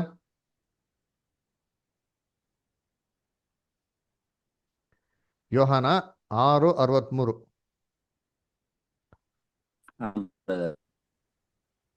ஆவியை உயிர்ப்பிக்கிறது, மாம்சமானது ஒன்றுக்கும் உதவாது. நான் உங்களுக்கு சொல்லுகிற வசனங்கள் ஆவியாயும் ಜೀವನಾயும் இருக்கிறது. ನೋಡ್ರ, ಆವಿ, ನಾನ್ ಮಾತಾಡಂತ ಮಾತಿಗೆ ಆವಿಯಾಗಿದೆ ಅಂತ. ಆವಿ ಅಂದ್ರೆ ಏನ್ರಿ? ಆ ಆವಿ ಅಂದ್ರೆ ಅರ್ಥ ಗೊತ್ತಾಗ್ಬಿಡ್ತಾವ ಏನ್ರ, ಒಂಥರ ಹೊಗೆ ತರ ಅಂತ ಬಿಟ್ಟು, ಅಂದ್ರೆ ಗಾಳಿ ತರ, ಕಣ್ಣಿಗೆ ಏನಾಗಲ್ಲ, ಕಾಣಿಸುತ್ತೆ. ಯೇಸು ಕ್ರಿಸ್ತು ಮಾತು ಕಣ್ಣಿಗೆ ಕಾಣಿಸ್ತದ? ನೋಡಿ, ನಾನ್ ಮಾತಾಡ್ತಾ ಇದ್ದೀನಿ, ಅದ್ರ ನನ್ನ ಮಾತ್ರ ಮಾತಾಡ್ತೀನಿ ಗೊತ್ತಾ, ನನ್ನ ಮಾತುಗಳು ನಿಮ್ ಕಣ್ಣಿಗೆ ಕಾಣಿಸ್ತಿದ್ಯಾ? ಕಣ್ಣಿಗೆ ಕಾಣಿಸ್ತದ? ಕಣ್ಣಿಗೆ ಕಾಣಿಸಲ್ಲ. ಆದ್ರೆ ಇದೀಗ ಪವರ್ ಇದೆಯಾ ಅಂದ್ರೆ ಎಸ್, ಪವರ್ ಇದೆ. ನಿಮ್ಮಲ್ಲಿ ಅವ್ರು ಆ ಒಂದು ವಾಕ್ಯಗಳು ಒಡೆ ಹೋಗಿ ನಿಮ್ಮಲ್ಲಿ ಕ್ರಿಯೆಗಳು ಮಾಡ್ಬೋದ, ಬದಲಾವಣೆ ತರ್ಬೋದು ಅಂದ್ರೆ ತರ್ಬೋದು. ಅಷ್ಟು ಒಂದು ಶಕ್ತಿ ಈ ಮಾತಿಗೆ ಏನಾಗಿದೆ, ಇದೆ ರೀ. ಆದ್ರೆ ಕಣ್ಣಿಗೆ ಏನಾಗಲ್ಲ, ಕಾಣಿಸಲ್ಲ. ಅದಕ್ಕೆ ಹೇಳೋದು ಕಣ್ಣಿಗೆ ಕಾಣದಂತ ಅದ್ಭುತವಂತ ಶಕ್ತಿ ಅಂತ. ಇನ್ನೊಂದು ವಾಕ್ಯ ಓದೋಣ, 2 ತಿಮೋತಿ 1:7. 2 ತಿಮೋತಿ 1ನೇ ಅಧ್ಯಾಯ 7ನೇ ವಾಕ್ಯ. ಬಿಂದುಷ್ಟು ಓದ್ತೀರಾ? ಓದ್ತೀನಿ. ದೇವರು ನಮಗೆ ಕೊಟ್ಟಿರುವ ಆತ್ಮವು ಬಲ, ಪ್ರೀತಿ, ಶಿಕ್ಷಣಗಳ ಆತ್ಮವೇ ಹೊರತು ಏಡಿತನದ ಆತ್ಮವಲ್ಲ. ನೋಡ್ರ, ಏನ್ರಿ ಎಂತ ಆತ್ಮ ಕೊಟ್ಟಿರಂತೆ? ಬಲ, ಶಕ್ತಿ, ಶಿಕ್ಷಣಗಳ ಆತ್ಮ. ಇವೆಲ್ಲ ಕಣ್ಣು ಕಾಣಿಸ್ತದ? ಬಲ ಕಾಣಿಸ್ತದ ಕಣ್ಣಿಗೆ? ಇಲ್ಲ. ಶಕ್ತಿ ಕಣ್ಣು ಕಾಣಿಸ್ತದ? ಇಲ್ಲ. ಆಮೇಲೆ ಏನ್ರಿ, ಜ್ಞಾನ, ಅದರ ಶಿಕ್ಷಣ, ಬುದ್ಧಿ, ತಿಳುವಳಿಕೆ, ನಾಲೆಡ್ಜ್ ಕಣ್ಣು ಕಾಣಿಸ್ತದ? ನೋ, ಇವೆಲ್ಲ ಕಣ್ಣ ಕಾಣಿಸಿರೋದ್ರಿ ಅಲ್ವರ. ಇವೆಲ್ಲ ಏನ್ರಿ, ಒಂದು ಫೀಲಿಂಗ್ಸ್, ಇನ್ವಿಸಿಬಲ್ ಪವರ್ ಅಲ್ವರ.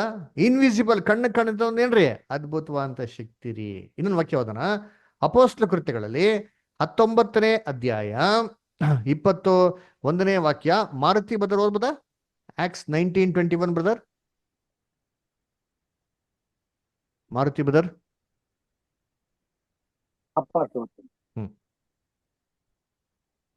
ಯಹೂದ್ಯರಿಗೂ ಗ್ರೀಕರಿಗೂ ದೇವರ ಕಡೆಗೆ ಬ್ರದರ್, ಅಪೊಸ್ತಲ ಕೃತ್ಯಗಳು 19ರಲ್ಲಿ 21 ಬ್ರದರ್.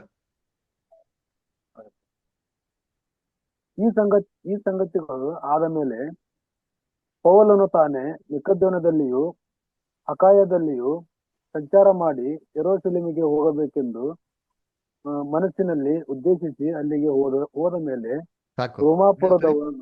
ಸಾಕು ಬ್ರದರ್, ಮನಸ್ಸಿನಲ್ಲಿ ಉದ್ದೇಶಿಸಿ. ಕರೆಕ್ಟ್ ಅಲ್ಲ ಬ್ರದರ್? ಮನಸ್ಸಿನಲ್ಲಿ ಉದ್ದೇಶಿಸು ಅಂತ ಬರ್ತಾರೆ. ಇದನ್ನೇ ನಾವು ತಮಿಳಲ್ಲಿ ಓದೋಣ.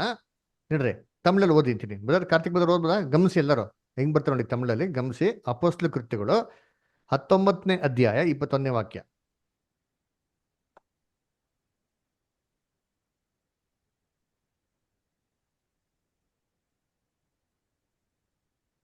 ಕಾರ್ತಿಕ್ ಬ್ರದರ್. இவைகள் முடிந்த பின்பு பவுல் மக்கெதோனியா, அகாயா என்னும் நாடுகளில் சுற்றி நடந்து எருசலேமுக்கு போகும்படி ಆವಿಯಲ್ಲಿ ನಿರ್ಣಯ ಪಣ್ಣಿಕೊಂಡು. ನೋಡ್ರ, ಆವಿಯಲ್ಲೇ ನಿರ್ಣಯ ಪಣ್ಣಿಕೊಂಡು ಅಂತ ಹೇಳ್ತಾರೆ. ಆವಿಯಲ್ಲಿ ನಿರ್ಣಯ ಪಡಂತೆ. ಈ ಆವಿ ಅಂತ ಪದಾನ ನಮ್ ಕಡೆ ಹಾಕ್ತಾರೆ ಮನಸ್ಸಿನಲ್ಲಿ. ಕರೆಕ್ಟಾ? ನೋಡ್ರಿ, ಇದು ಇಂಗ್ಲಿಷ್ ಸ್ಪಿರಿಟ್ ಅಂತ ಬರ್ತಾರೆ. ಯಾರು ಇಂಗ್ಲಿಷಲ್ಲಿ ಓದಿ? ಆಕ್ಟ್ಸ್ 19:21 ಇಂಗ್ಲಿಷಲ್ಲಿ ಓದ್ತೀರಾ? Acts 19. Vikram brother. After this were over, Paul purposed in the spirit to go to Jerusalem. ನೋಡ್ರ, When he traveled through. ಸಾಕು sister, thank you. Paul purposed in spirit. Spirit ಅಂತ ಬರ್ತಾರೆ.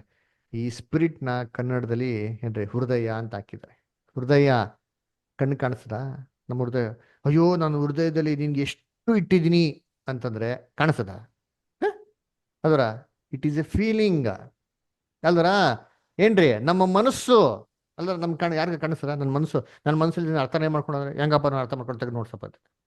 It's a feeling. It is something which is invisible yet powerful. ಕಣ್ಣಿಗೆ ಕಾಣಿಸೋ ಅದ್ಭುತವಂತ ಶಕ್ತಿ ರೀ ಅಲ್ವರ. ಅದಕ್ಕೆ ಈ ಪದಗಳನ್ನ ಯಾವ ರೀತಿ ಬೈಬಲ್ ಬಳಕೆ ಮಾಡೋದು ನೋಡಿದ್ರಿ. ಇವೆಲ್ಲ ಓದ್ಬೇಕು. ಓದಿಲ್ದ್ರೆ ಸುಮ್ಮನೆ ಹೋಗ್ಬಿಟ್ಟು ಪವಿತ್ರ ಅಥವಾ ಒಂದು ವ್ಯಕ್ತಿ ಕಂಗಿಸ್ಬಿಟ್ರೆ ಆಯ್ತದ? ಇವೆಲ್ಲ ಇಲ್ದ್ರಿ ಇದೆಲ್ಲ ಯಾರು ಉತ್ತರ ಕೊಡೋದಂಗ್ರೆ? ಇನ್ನೊಂದು ವಾಕ್ಯ ಓದಿರ್ತೀರಿ ಎಲ್ಲಪ್ಪ ಅಂತಂದ್ರೆ ಏನ್ರಿ, ವಿಮೋಚನಾ ಕಂಡ 15:8 ಓದ್ರಿ. ವಿಮೋಚನ ಕಂಡ 15:8 ಓದ್ರಿ ಯಾರಾದ್ರು.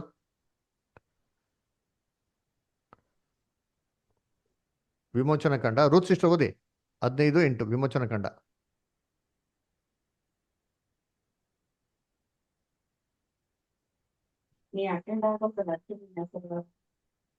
ಸರಿ ಓದ್ರಿ, ಗೌತಮ್ ಓದಿ, ಇಲ್ಲ ಶ್ವೇತಾ ಅಷ್ಟು ಓದಿ. ನೀನು ಸಿಟ್ಟಿನಿಂದ ಮುಸುಗಾರದಾಗ ಸಮುದ್ರದ ನೀರು ಒಡ್ಡಿನಂತಾಯ್ತು. ನೋಡ್ರ ಪ್ರಾವು ಗೋಡುಪದಿಯಲ್ಲಿ ನಿಂತುಕೊಂಡಿತು. ನೋಡ್ರ ಏನ್ತಾರೆ, ನೀನು ಸಿಟ್ಟಿಂದ ಮುಸುಗಿರಿದಾಗ, ಸಿಟ್ಟಿಂದ ಉಫು ಅಂತ ಉಸಿರು ಬಿಟ್ಟಾವಾಗ ಏನಾಗ್ಬಿಡುತ್ತೆ, ಸಮುದ್ರ ನೀರು ಏನಾಗ್ಬಿಡ್ತಂತೆ ಗೋಡೆ ತರ ನಿಂತ್ಕೊಂಡ್ಬಿಡ್ತು ಅಂತ ಹೇಳ್ತಾರೆ. Breath of his nostrils the water was blocked ಅಂತ ಹೇಳ್ತಾರೆ. ಅದರ ಏನ್ರಿ ಇದ್ದ ಉಸಿರು, ಈ ಉಸಿರನ್ನ ಹೇಳ್ತಾ ನೋಡಿರ್ತೀನಿ. ಉಸಿರು ಕಣ್ಣಿಗೆ ಕಾಣಿಸ್ತದ? ಕಣ್ಣಿಗೆ ಕಾಣಿಸಂತ ಒಂದು ಅದ್ಭುತವಾದಂತ ಶಕ್ತಿ. ಇನ್ನೊಂದ್ ಕಡೆ ಹೇಳ್ತಾ ನೋಡಿರ್ತೀನಿ, ಹೃದಯಕ್ಕೆ ಫೀಲಿಂಗ್ಸ್ಗಳಿಗೆ ಹೇಳ್ತಾರೆ. ಇಲ್ಲಿ ಜೆನಿಸಿಸ್ 26:35 ಗೌತಮ್ ಬದರ್ ಓದ್ತೀರಾ? ಜೆನಿಸಿಸ್ 26:35.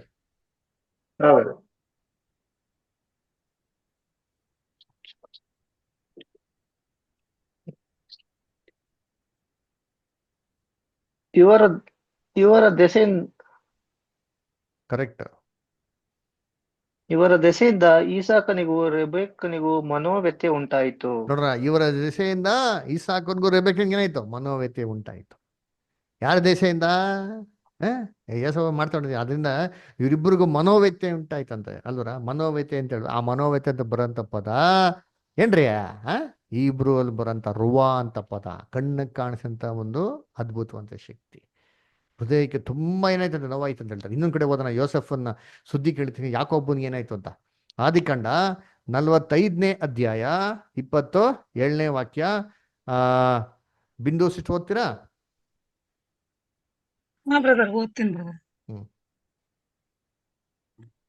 ಅರ್ವಯ್ಯ ಯೋಸೇಫನು ಹೇಳಿ ಕಳಿಸಿದ ಎಲ್ಲಾ ಮಾತುಗಳನ್ನು ಕೇಳಿ ತನ್ನ ಪ್ರಯಾಣಕ್ಕೋಸ್ಕರ ಯೋಸೇಫನ ಕಡೆಯಿಂದ ಬಂದ ರಥಗಳನ್ನು ನೋಡಿ ಇಸ್ರಾಯೇಲರೆನಿಸಿಕೊಳ್ಳುವ ಅವರ ತಂದೆ ಯಾಕೋಬ ಚೇತರಿಸಿಕೊಂಡು, ಸಾಕು, ನನ್ನ ಮಗನಾದ ಯೋಸೇಫನು ಸಜೀವನಾಗಿದ್ದಾನೆ, ನಾನು ಸಾಯೋದಕ್ಕಿಂತ ಮುಂಚೆ ಹೋಗಿ ಅವನನ್ನು ನೋಡುವೆನು ಅಂದನು. ಏನಂತಾರೆ ಅಲ್ಲಿ? ಏನಂತಾರೆ? ಸುದ್ದಿ ಕೇಳಿದ ತಕ್ಷಣ ಏನಂತಂತೆ, ಯಾಕೋಬನು ಚೇತರಿಸಿಕೊಂಡ. ಕರೆಕ್ಟಾ? ಇದನ್ನೇ ಇಂಗ್ಲಿಷ್ ಅಲ್ಲಿ ಓದ್ರಿ ಯಾರಾದ್ರ. ವಿಕ್ರಮ್ ಬ್ರದರ್ ಓದ್ತೀರಾ? Genesis 45:27 brother. ಜೆನಿಸಿಸ್ 45:27. ಆಮೇಲೆ ಕಾರ್ತಿಕ್ ಬ್ರದರ್ ತಮಿಳಲ್ಲಿ ಕೂಡ ಓದಿ ಇದನ್ನ.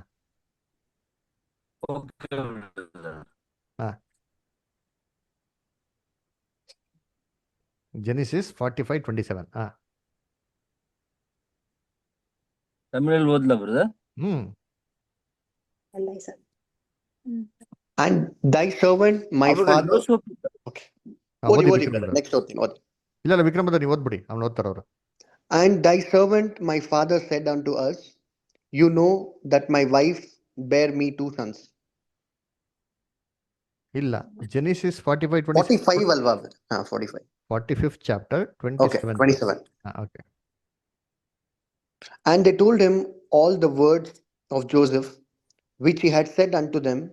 And when he saw the wagons which Joseph had sent to carry him, the spirit of Jacob their father revived. ನೋಡ್ರ, the spirit of Jacob revived. ಏನಪ್ಪಾ ಸ್ಪಿರಿಟ್ ಆಫ್ ಜೇಕಬ್ ರಿವೈವ್ಡ್ ಅಂದ್ರೆ? ಯಾಕೋಬಿನ ಏನ್ರಿ ಆತ್ಮ ಚೇತರಿಸ್ಕೊಂತ. ಓಹೋ, ಹಂಗಾರೆ ಏನಿತ್ತು ಅವ್ರಿಗೆ? ಏನೋ ಒಂದಿತ್ತಾ ವಸ್ತು, ಅದು ಬಂದು ತುಂಬ್ಕೊಂಡ್ಬಿಡ್ತಾ, ಅದು ಚೇತರಿಸ್ಕೊಂಡ್ಬಿಡ್ತಾ? ಅದೊಂದು ವ್ಯಕ್ತಿನ? ಯಾಕೋಬಿನ ಸ್ಪಿರಿಟ್ ಅನ್ನೋ ಒಂದು ವ್ಯಕ್ತಿನ? ಇಲ್ಲ ರೀ, ತುಂಬಾ ಬೇಸತ್ತೋಗ್ಬಿಟ್ಟಿದ್ದ, ಡಿಸ್ಕರೇಜ್ ಆಗ್ಬಿಟ್ಟಿದ್ದಾರೆ. ನಾನು ಲೈಫೇ ಬೇಡ ಅನ್ಸ್ಬಿಟ್ಟಿತ್ತು. ಯೋಸೆಫ್ ಬದುಕಿದೆ ಅಂತ ಹೇಳಿದ ತಕ್ಷಣ ಏನಾಯ್ತು? ಇವಾಗ ಅವನಿಗೆ ಬಲ ಬಂತು, ಹುಮ್ಮಸ್ ಬಂತು. ಅದೇ ತಾನೇ ಅರ್ಥ. ಅದು ಕಣ್ಣು ಕಾಣಿಸ್ತದ? ಅದೊಂದು ಭಾವನೆ, ಕಣ್ಣು ಕಾಣುವಂತ ಅದ್ಭುತವಂತ ಶಕ್ತಿ. ಇನ್ನೊಂದು ವಾಕ್ಯ ಓದನ. ಎಲ್ಲಿ? ಕಾರ್ತಿಕ್ ಬರ್ತದೆ, ನೀವು ಓದಿ. ಕಾರ್ತಿಕ್ ನೀವು ಓದಿ ತಮಿಳಲ್ಲಿ.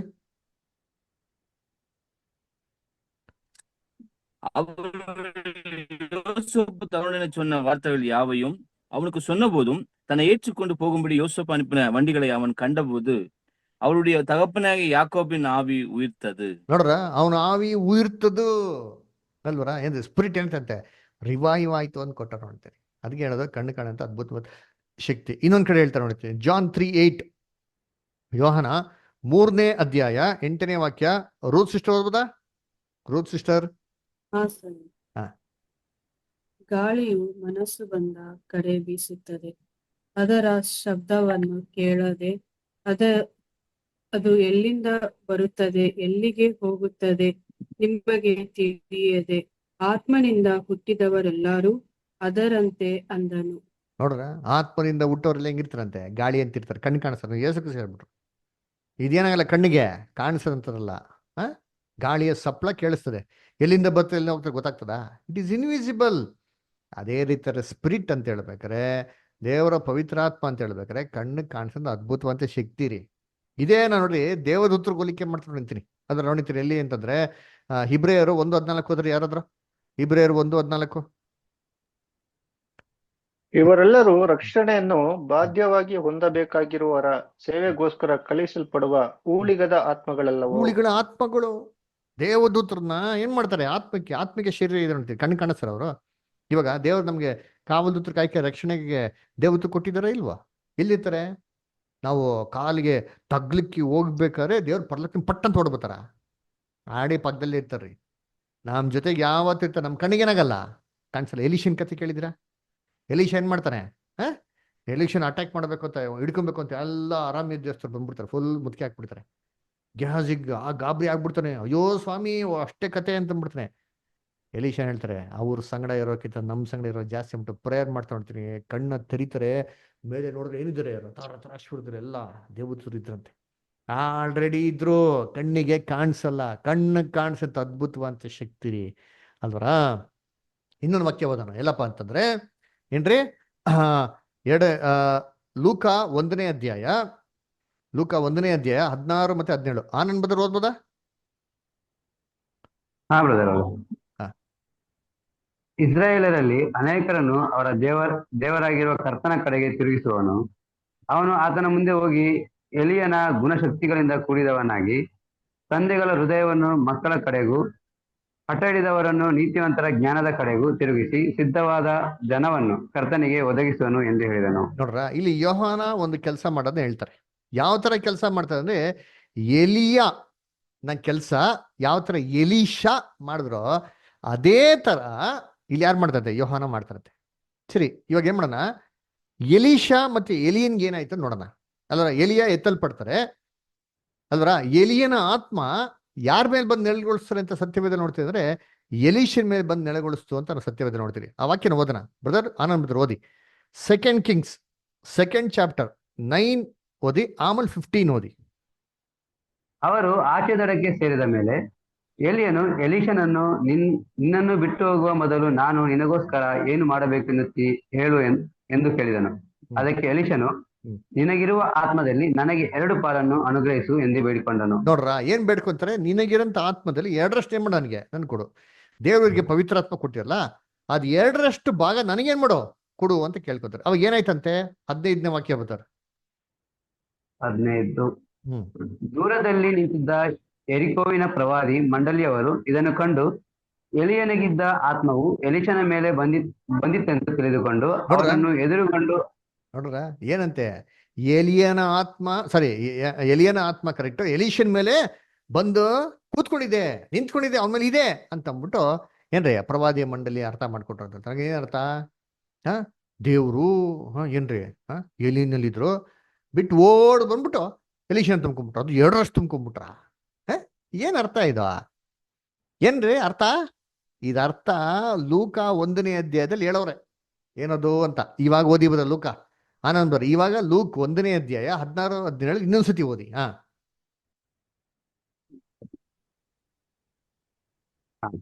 ಇಸ್ರಾಯೇಲರಲ್ಲಿ ಅನೇಕರನ್ನು ಅವರ ದೇವರಾಗಿರುವ ಕರ್ತನ ಕಡೆಗೆ ತಿರುಗಿಸುವನು. ಅವನು ಆತನ ಮುಂದೆ ಹೋಗಿ ಎಲಿಯನ ಗುಣಶಕ್ತಿಗಳಿಂದ ಕೂಡಿದವನಾಗಿ. ಏನಂತೆ? ಎಲಿಯನ ಗುಣಶಕ್ತಿಗಳಿಂದ ಕೂಡಿದವನಾಗಿ. ಹಂಗೆ ಎಲಿಯನಲ್ಲಿ ಇದ್ದಿದ್ದೇನೋ ಗುಣಶಕ್ತಿ ಅಲ್ರ, ಗಾಡ್ಸ್ ವಿಸ್ಡಮ್, ಪವರ್, ಹೋಲಿ ಸ್ಪಿರಿಟ್ ಯಾರಿತ್ತಂತೆ? ಪವರ್. ಈ ಪವರ್ನೇ ಎಲೀಷಾ ಕೇಳಿದ್ದು, ಸ್ವಾಮಿ ನೀವು ಹೋಗ್ತೀರಾ? ಹೋಗಕ್ಕಿಂತ ಮುಂಚೆ ದಯವಿಟ್ಟು ನಿಮ್ಗಿರಂತ 2ರಷ್ಟು ನನಗೆ ಕೊಡಿ ಅಂತ ಹೇಳ್ತೀವಿ. ಏನು 2ರಷ್ಟು? ಪವರ್. ಆ ಇನ್ವಿಸಿಬಲ್ ಪವರ್, ಕಣ್ಣು ಕಾಣಂತ ಅದ್ಭುತವಾದ ಶಕ್ತಿ ನಿಮಗೆ ಕೊಟ್ಟೋಗುತ್ತೆ, ನಮ್ಗೆ ಕಾಣಿಸ್ತಾ ಇರಲ್ಲ. ಅದು 2ರಷ್ಟು ದೇವ್ರು ನನಗೆ ಕೊಡ್ಲಿ ಹಂಗೆ ಮಾಡಿ ಅಂತ ಹೇಳ್ತಾರೆ. ಅದೇ ಥರ 2ರಷ್ಟು ಒಮ್ಮೆ ಬರ್ತಾ ನೋಡಿರ್ತೀನಿ. ಅದಕ್ಕೆ ಹೇಳೋದು ಕರ್ತನಲ್ಲಿ ಪ್ರೀತಿ ಅಂತ ಸೊಗಳೆ, ಪವಿತ್ರಾತ್ಮ ಅಂದ್ರೆ ಕಣ್ಣು ಕಾಣಂತ ಒಂದು ಅದ್ಭುತವಾದಂಥ ಶಕ್ತಿ ರೀ. ಎಷ್ಟು ಸ್ಪಷ್ಟವಾಗಿದೆ ನೋಡಿರ್ತೀನಿ. ದೇವ್ರು ಬಂದು ತುಂಬ್ಕೊಂಬಿಟ್ರ, 2 ದೇವ್ರು ಬಂದು ತುಂಬ್ಕೊಂಬಿಟ್ರ, 2 ಬಂದು ತುಂಬ್ಕೊಂಬಿಟ್ರ. ಅಯ್ಯೋ ಹೇಳ್ತಲ್ಲ ಬೇರೆ ಬೇರೆ ದೇವ್ರುಗಳಲ್ಲಿ ಕಥೆಗಳಲ್ಲಿ, ಅಯ್ಯೋ ದೇವ್ರು ಬಂದ್ಬಿಟ್ರಪ್ಪ, ಯಾವುದಲ್ಲ ರೀ, ದಟ್ ಈಸ್ ಗಾಡ್ಸ್ ಪವರ್. ದೇವರು ಆತನಿಂದ ಕಳ್ಸ್ಕೊಡಂತ ಒಂದು ಅದ್ಭುತವಾದಂಥ ಶಕ್ತಿ. ಇದು ಮನುಷ್ಯರಲ್ಲಿ ಬಂದು ಸೇರ್ಕೊಂಡಾಗ ದೇವರ ಕ್ರಿಯೆಗಳನ್ನ ಮಾಡಕ್ಕೆ ಏನ್ ಮಾಡ್ತಾರೆ, ದೇವ್ರು ನಮ್ಗೆ ಸಹಾಯ ಮಾಡ್ತಾರೆ. ಇದನ್ನೇ ಎಲೀಶಾ ಮಾಡಿದ. ಅದಕ್ಕೆ ಬೈಬಲ್ ಹೋದ್ರಿ, ಎಲಿಯಾ ಏನ್ ಅದ್ಭುತ ಮಾಡ್ತಾರೋ ಅದು 2ರಷ್ಟು ಅದ್ಭುತ ಎಲೀಶಾ ಕರೆಕ್ಟಾಗಿ ಮಾಡ್ತಾರ್ರಿ. ಬೈಬಲ್ ಇದೆ ಅಲ್ರ. ಕರ್ತನಲ್ಲಿ ಪ್ರೀತಿಗಳೇ, ಇದೇ ಪವಿತ್ರ ಆತ್ಮನ ದೇವರ ಆದಿಕಾಂಡದ ಸೃಷ್ಟಿಯ ದಿನದಲ್ಲಿ ಯೂಸ್ ಮಾಡಿದ್ರು. ಆದಿಕಾಂಡದಲ್ಲಿ ನೋಡ್ತೀರಿ, ಭೂಮಿಯು ಕ್ರಮವಿಲ್ಲದೆ ಬರಿದಾಗಿತ್ತು. ಆದಿಕಾಂಡ 1ನೇ 2ನೇ ವಾಕ್ಯ. ಅದರ ಆಮೇಲೆ ಏನ್ರಿ, ಆದಿ ಸಾಗರದ ಮೇಲೆ ಕತ್ತಲಿತ್ತು, ದೇವರ ಆತ್ಮ ಏನ್ರಿ ಜಲಸಮೂಹಗಳ ಮೇಲೆ ಏನು ಚಲಿಸುತ್ತಿತ್ತು. ಅದೇನರ್ಥ, ಪವಿತ್ರಾತ್ಮ ಹಿಂಗ್ ಹೊರಡ್ತಿತ್ತ ಇಲ್ಲ ರೀ. ಇನ್ವಿಸಿಬಲ್ ಪವರ್ ರೀ, ಕಣ್ಣು ಕಾಣಂತ ಅದ್ಭುತವಾದಂತ ಶಕ್ತಿ ಭೂಮಿ ಮೇಲೆ ಕ್ರಿಯೆ ಮಾಡಕ್ ಶುರು ಆಯ್ತು ನೋಡೈತ್ರಿ. ದೇವರು ಮನ್ಸಲ್ಲಿ ಡಿಸೈಡ್ ಮಾಡಿದ ತಕ್ಷಣ ಭೂಲೋಕದಲ್ಲಿ ಎಲ್ಲ ಕೆಲಸ ಆಕ್ಟಿವೇಟ್ ಆಗೋಯ್ತ್ರಿ. ಕೆಲ್ಸಕ್ಕೆ ಏನಾಯ್ತು, ಎಲ್ಲ ಸಕ್ಸಸ್ಫುಲ್ ಆಗಿ ಏನಾಯ್ತು, ಕ್ರಿಯೇಟ್ ಆಯ್ತು. ಹೇಗೆ ಅಂತಂದ್ರೆ ನೋಡ್ರಿ, ಇವಾಗ ಯೋಚನೆ ಮಾಡಿದ್ದೀನಿ, ಇವಾಗ ದೊಡ್ಡ ಬಿಲ್ಡಿಂಗ್ ಕಟ್ಬಿಟ್ಟವ್ರಿ. ನಮ್ UB ಸಿಟಿ ಇದೆ ಬೆಂಗಳೂರಲ್ಲಿ. ಅಂದ್ರ ಆ UB ಸಿಟಿ ಕಟ್ಟಿದವ್ರು ಯಾರು ಅಂತಂದ್ರೆ, ನಾವು ಕೇಳಿ ಹೇಳ್ತೀರಿ, ಯಾರೋ ಇಂಜಿನಿಯರ್ ಕಟ್ಬಿಟ್ಟವ್ರೆ ಅಂತ. ಇಂಜಿನಿಯರ್ ಇಂಜಿನಿಯರ್ ಒಂದು ಕಲ್ಲು ಕೂಡ ಎತ್ತಿಟ್ಟಿರಲ್ಲ. ಕಟ್ಟೋರೆಲ್ಲ ಯಾರೋ ಮೇಸ್ತ್ರಿಗಳು, ಲೇಬರರ್ಗಳು. ಆದ್ರೆ ಕಟ್ಟಬೇಕಾದ್ರೆ ನಾವು ಮೇಸ್ತ್ರಿ ಲೇಬರ್ ಯೂಸ್ ಮಾಡ್ತೀರಾ?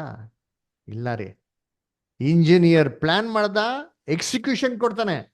ಅದನ್ನ ಎಕ್ಸಿಕ್ಯೂಟ್ ಮಾಡಿರೋ ಯಾರಂತ ಅಲ್ಲಿರೋಂಥ ಲೇಬರರ್ಸ್ ಎಲ್ಲ ಕೆಲಸಕ್ಕೆ ಬರಲ್ಲ ರೀ. ಅದೇ ರೀತಿ ದೇವರಿದ್ನೆಲ್ಲ ಮಾಡಿದ್ದು ತನ್ನ ಶಕ್ತಿನ ಉಪಯೋಗಿಸಿ. ವಾಕ್ಯ ಇದೆ ನೋಡಿ, ಓದನಂತೀನಿ. ಎಲ್ಲಿ? ಕೀರ್ತನೆ 33ನೇ ಅಧ್ಯಾಯ 6ರಿಂದ 9. ಸಾಮ್ಸ್ 33 6-9. ಓದಿ ಬಿಂದುಸ್ಟರ್. ಯೆಹೋವನ ಅಪ್ಪಣೆಯಿಂದಲೇ ಆಕಾಶವು ಉಂಟಾಯಿತು. ಅಪ್ಪಣೆಯಿಂದಲೇ ಆಕಾಶವು ಉಂಟಾಯಿತು. ಅಪ್ಪಣೆ, ಆರ್ಡರ್ ಮಾಡಿದ್ರೆ ಅಷ್ಟೇ ರೀ. ಅಷ್ಟು ಪವರ್ ರೀ ದೇವ್ರಿಗೆ. ಅಲ್ಲಿಂದ ಆರ್ಡರ್ ಮಾಡಿದ್ರೆ ಮುಗೀತು, ಉಂಟಾಯಿತು. ನೆಕ್ಸ್ಟ್, ಅದರಲ್ಲಿರುವುದೆಲ್ಲವೂ ಆತನ ಶ್ವಾಸದಿಂದ ನಿರ್ಮಿತವಾಯಿತು. ನೋಡ್ರ, ಶ್ವಾಸ, ದಟ್ ಈಸ್ ಇನ್ವಿಸಿಬಲ್ ಪವರ್ ಅದರ. ಆಮೇಲೆ ನೀರುಗಳನ್ನು ಒಟ್ಟುಗೂಡಿಸಿ ಸಮುದ್ರವನ್ನು ಮಾಡಿದವನು ಆತನೇ.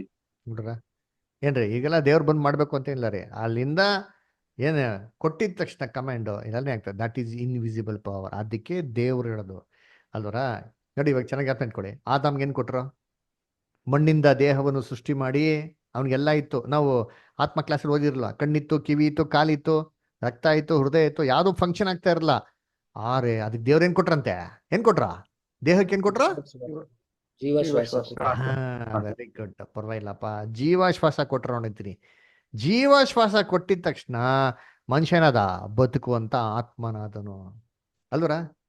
ನೋಡ್ರಿ, ವಾಕ್ಯ ಓದೋಣ ಇಲ್ಲಿ. ಆದಿಕಾಂಡ 2:7, Genesis 2:7 ಓದ್ರಿ ಯಾರಾದ್ರ. Genesis 2:7.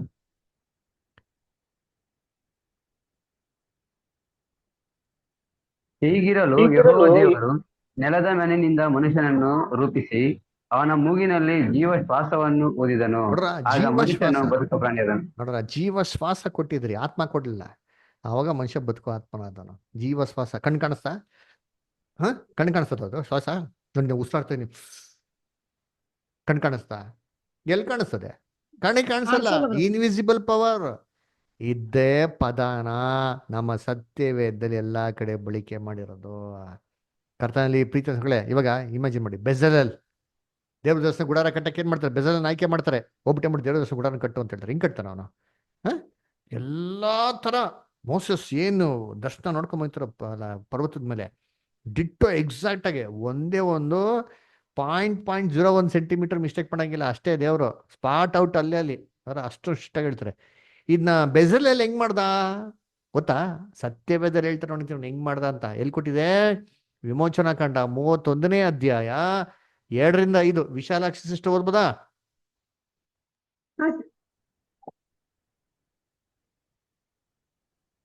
ಯೆಹೋವನು ಮೋಶೆಗೆ ಹೀಗೆಂದನು, ವಿಚಿತ್ರವಾಗಿ ನಯವಾದ ಕೆಲಸಗಳನ್ನು ಕಲ್ಪಿಸುವುದಕ್ಕೂ, ಚಿನ್ನ, ಬೆಳ್ಳಿ, ತಾಮ್ರಗಳಿಂದ ಕೆಲಸ ನಡೆಸುವುದಕ್ಕೂ, ರತ್ನಗಳನ್ನು ಕೆತ್ತುವುದಕ್ಕೂ, ಮರದಲ್ಲಿ ವಿಚಿತ್ರವಾಗಿ ಕೆತ್ತನೆ ಕೆಲಸವನ್ನು ಮಾಡುವುದಕ್ಕೂ, ಇವೇ ಮೊದಲಾದ ಸಮಸ್ತ ಶೃಂಗಾರವಾದ ಕೆಲಸವನ್ನು ಮಾಡುವುದಕ್ಕೂ ನಾನು ಯಹೂದ ಕುಲದವನಾದ ಹೂರನ ಮೊಮ್ಮಗನು ಊರಿಯ ಮಗನು ಆಗಿರುವ ಬೆಚಲೇಲನೆಂಬುವವನನ್ನು ಗೊತ್ತು ಮಾಡಿದ್ದೇನೆ. ನೋಡ್ರ ಏನ್ ಕೊಟ್ರ ಅಂತ ಅವ್ನಿಗೆ? ಎಂತ ಆತ್ಮ ಕೊಟ್ರ ನೋಡ್ರ? ಏನ್ ಹೇಳ್ತಾರೆ? ಸಕಲ ಶಾಸ್ತ್ರ ವಿಜ್ಞಾನ ಅಲ್ವರ ಏನ್ರಿ? ಬೇಕಾದ ಎಲ್ಲವನ್ನೂ ಏನ್ರಿ ಅವನಿಗೆ ಏನ್ರಿ ದಿವ್ಯಾತ್ಮವನ್ನು ಕೊಟ್ಟು ಬೇಕಾದ ಜ್ಞಾನ, ವಿದ್ಯೆ, ವಿವೇಕಗಳನ್ನು, ಸಕಲ ಶಾಸ್ತ್ರ ಜ್ಞಾನವನ್ನು ಅನುಗ್ರಹಿಸಿದ್ದೀನಿ ಅಂದ್ರೆ ಏನರ್ಥ? ಇಷ್ಟೊಂದು ಆತ್ಮ ಕೊಟ್ರ, ಇಷ್ಟೊಂದು ದೇವ್ರು ಬಂದು ತುಂಬ್ಕೊಂಡ್ಬಿಟ್ರ ಬೆಜಲಲ್ಲಿ. God's one spirit, various functions. ಒಂದೇ ದೇವರ ಬಲ ಅದ್ರಲ್ಲಿ ಏನ್ರಿ ಎಲ್ಲಾ ರೀತಿ ಏನ್ರಿ ಅರ್ಥ ಮಾಡ್ಕೊಳೋ ಥರ ಮಾಡೋಂಥ ಕೆಪಾಸಿಟಿ ದೇವ್ರ ಪವರ್ ಕೊಟ್ರ ಅಂತೀರಿ. ಅದರ ಎಷ್ಟೇ ನೋಡಿ, ಎಷ್ಟು ಕ್ಲೀನ್ ಅರ್ಥ ಬರೀತವಾಗ ನೋಡಿ ಹಿಂಗಿದೆ ಅಂತೀನಿ. ದೇವ್ರು ಬಂದು ತುಂಬ್ಕೊಂಡ್ಬಿಟ್ರು, ಆಮೇಲೆ ದೇವ್ರು ಹೋಗಿದ್ದು ಟಪ್ಕಂತ ಬೆಜಲೆಲ್ಲ ನಾರ್ಮಲ್ ಆಗ್ಬಿಟ್ಟ. ಆ ಥರ ಇಲ್ಲ ರೀ. God spirit, God's invisible power ಇದು ಏನ್ ಮಾಡಿದ್ದು ಬೆಜಲ್ಗೆ ಕೊಟ್ಟಿದ್ದು. ಇನ್ನೊಂದು ನೋಡೋಣ, ಬ್ಯೂಟಿಫುಲ್ ಆಗಿದೆ ಅಂತೀನಿ. ಎಲ್ಲಿ? ಸ್ಯಾಮ್ಸನ್. ಜಡ್ಜಸ್, ನ್ಯಾಯಸ್ಥಾಪಕರು 15ನೇ ಅಧ್ಯಾಯ 14-15. ರೂಪಾಸಿಷ್ಟು ಓದ್ತೀರಾ? ಜಡ್ಜಸ್, ನ್ಯಾಯಸ್ಥಾಪಕರು 15ನೇ ಅಧ್ಯಾಯ ಸಿಸ್ಟರ್, 14 ಮತ್ತೆ 15ನೇ ವಾಕ್ಯ. ರೂಪಾಸ್ಟರ್ ಇದರಲ್ಲಿ ಓದ್ಬೋದಾ? ಒಂದು ನಿಮಿಷ ಓದ್ತೀನಿ.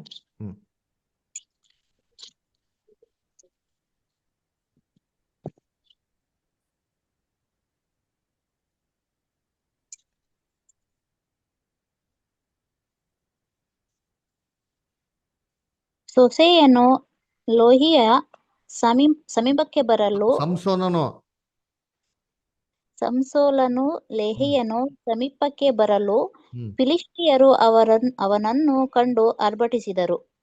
ಯೆಹೋವನ ಆತ್ಮವು ಅವನ ಮೇಲೆ ಬಂದುದರಿಂದ ಅವನ ರಟ್ಟೆಗಳಿಗೆ ಸುತ್ತಲೂ ಕಟ್ಟಿದ ಹಗ್ಗಗಳು ಸುಟ್ಟು ಸೆಣಬಿದ್ದು ಅಗ್ಗವಾದವು. ನೋಡ್ರ ಏನಾಯ್ತಂತೆ? ಯೆಹೋವನ ಆತ್ಮ ಅವನ ಬಂದಿದ ತಕ್ಷಣ ಆ ಕಟ್ಟಿರಂತೆ ಎಲ್ಲ ಹಗ್ಗಗಳು ಏನಾಯ್ತಂತೆ ಏನ್ರಿ? ಸುಟ್ಟು ಸಣಬಿನಂತೆ ಆಯಿತು ಅಲ್ಲರ. ಎಲ್ಲ ಎಂತಾರೆ ಈ ಒಣಗೋಗಿರೋ ಹುಲ್ ತರ ಉದ್ರೋಯ್ತಂತೆ. ನೆಕ್ಸ್ಟ್ ಸಿಸ್ಟರ್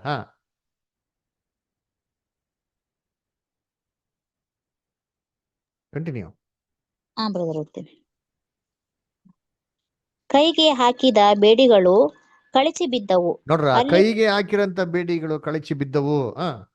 ಅಲ್ಲಿ ಒಂದು ಕತ್ತೆಯು ದವಡೆಯ ಎಲುಬು ಬಿದ್ದಿತು, ಅದು ಇನ್ನೂ ಹಸಿ ಇತ್ತು.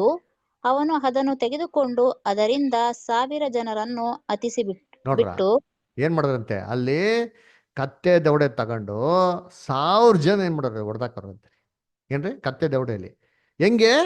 ಯೆಹೋವನ ಆತ್ಮನು ಇವನ ಮೇಲೆ ಬಂದವಾಗ ಅವಾಗ ಏನರ್ಥ? ಯೆಹೋವನ ಆತ್ಮ ಬಂದ್ಬಿಡ್ತು ಅಂದ್ರೆ ದೇವ್ರು ಬಂದು ತುಂಬ್ಕೊಂಡಿದ ತಕ್ಷಣ ಒಂಥರ ಆಗ್ಬಿಟ್ಟು ಆತರ ಗಾಡ್ಸ್ ಇನ್ವಿಸಿಬಲ್ ಪವರ್, ದೇವರ ಕಣ್ಣಿಗೆ ಕಾಣದಿರಂತ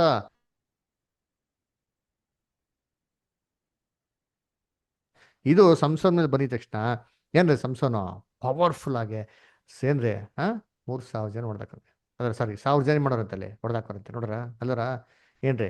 AK-47 ಕೊಟ್ಟು 1000 ಜನ ಹೊಡೆಯೋದು ತುಂಬಾ ಕಷ್ಟ ಅಂತೀವಿ. ಅದೇನ್ ಮಾಡಿದ್ರು ಇವರು?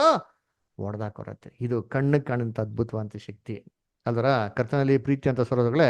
ಅದಕ್ಕೆ ನೆಕ್ಸ್ಟ್ ಸೌಲ್ ರಾಜ ನೋಡ್ಬೇಕಾದ್ರೆ ಏನ್ ನೋಡ್ತೀರಿ? ಏನ್ರಿ? ದೇವ್ರ ವಿರುದ್ಧ ಪಾಪ ಮಾಡಿದವಾಗ ದೇವರ ಆತ್ಮ ಹೋಗಿ ಏನ್ರಿ ಅಶುದ್ಧ ಆತ್ಮ ಬಂದು ಅಲ್ಲಿ ಸೇರ್ಕೊಂತು ಅಂತ ನೋಡ್ತೀರಿ. ಅಂದ್ರೆ ಏನ್ ಅರ್ಥ ಅಂದ್ರೆ ಏನೋ ಒಂದ್ ದೇವ್ರು ಹೋಗ್ಬಿಟ್ಟು ಇನ್ನೊಂದ್ ದೇವ್ರು ಬಂದ್ಬಿಡ್ತಾ? ಅಲ್ಲ ರೀ. ಬೇರೆ ಬೇರೆ ಧರ್ಮದಲ್ಲಿ ವಿಶ್ವಾಸ ಹೇಳ್ತಲ್ಲ, ಅಯ್ಯೋ ದ್ಯಾರು ಬಂದ್ಬಿಡುತ್ತೆ, ದೆವ್ವ ಬಂದ್ಬಿಡೈತೆ ಅಂದ್ಬಿಟ್ಟು. ಈ ತರ ಏನ್ರಿ? ಅಲ್ವೇ ಅಲ್ಲ ಅಲ್ವರ. ಅದು ಏನ್ರಿ? ಕಣ್ಣಿಗೆ ಕಾಣದಿರಂತ ಒಂದು ಅದ್ಭುತವಂತ ಶಕ್ತಿ. ಆದ್ರ ದೇವ್ರು ಅವನಿಗೆ ದಯಪಾಲಿಸಿದ್ರು ರಾಜ್ಯಭಾರ ನಡ್ಸ್ಕೊಂಡು ಹೋಗಿದ್ದಕ್ಕೆ ಯಾವಾಗ ದೇವ್ರ ತಪ್ಪು ಮಾಡ್ತಾನೋ ಅದೇನಾಗ್ತಾರೆ ಅವರಿಂದ ಬಿಟ್ಟು ಹೋಗೋದ್ ನಾವೇನ್ ಮಾಡ್ತೀರಿ? ಸತ್ಯವೇದಲ್ಲಿ ನೋಡ್ತೀರಿ ಅಲ್ವರ.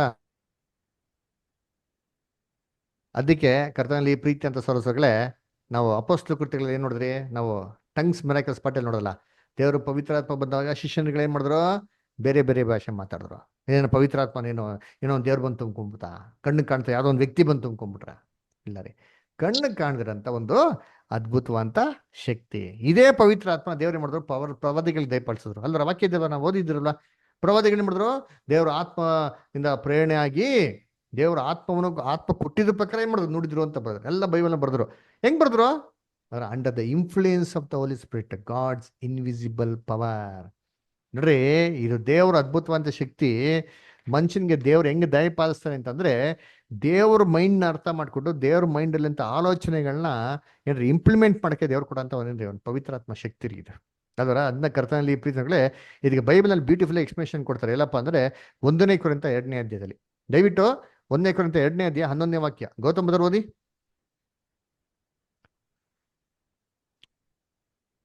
1 ಕೊರಿಂಥ 2:11 ಗೌತಮ್ ಬದರ್.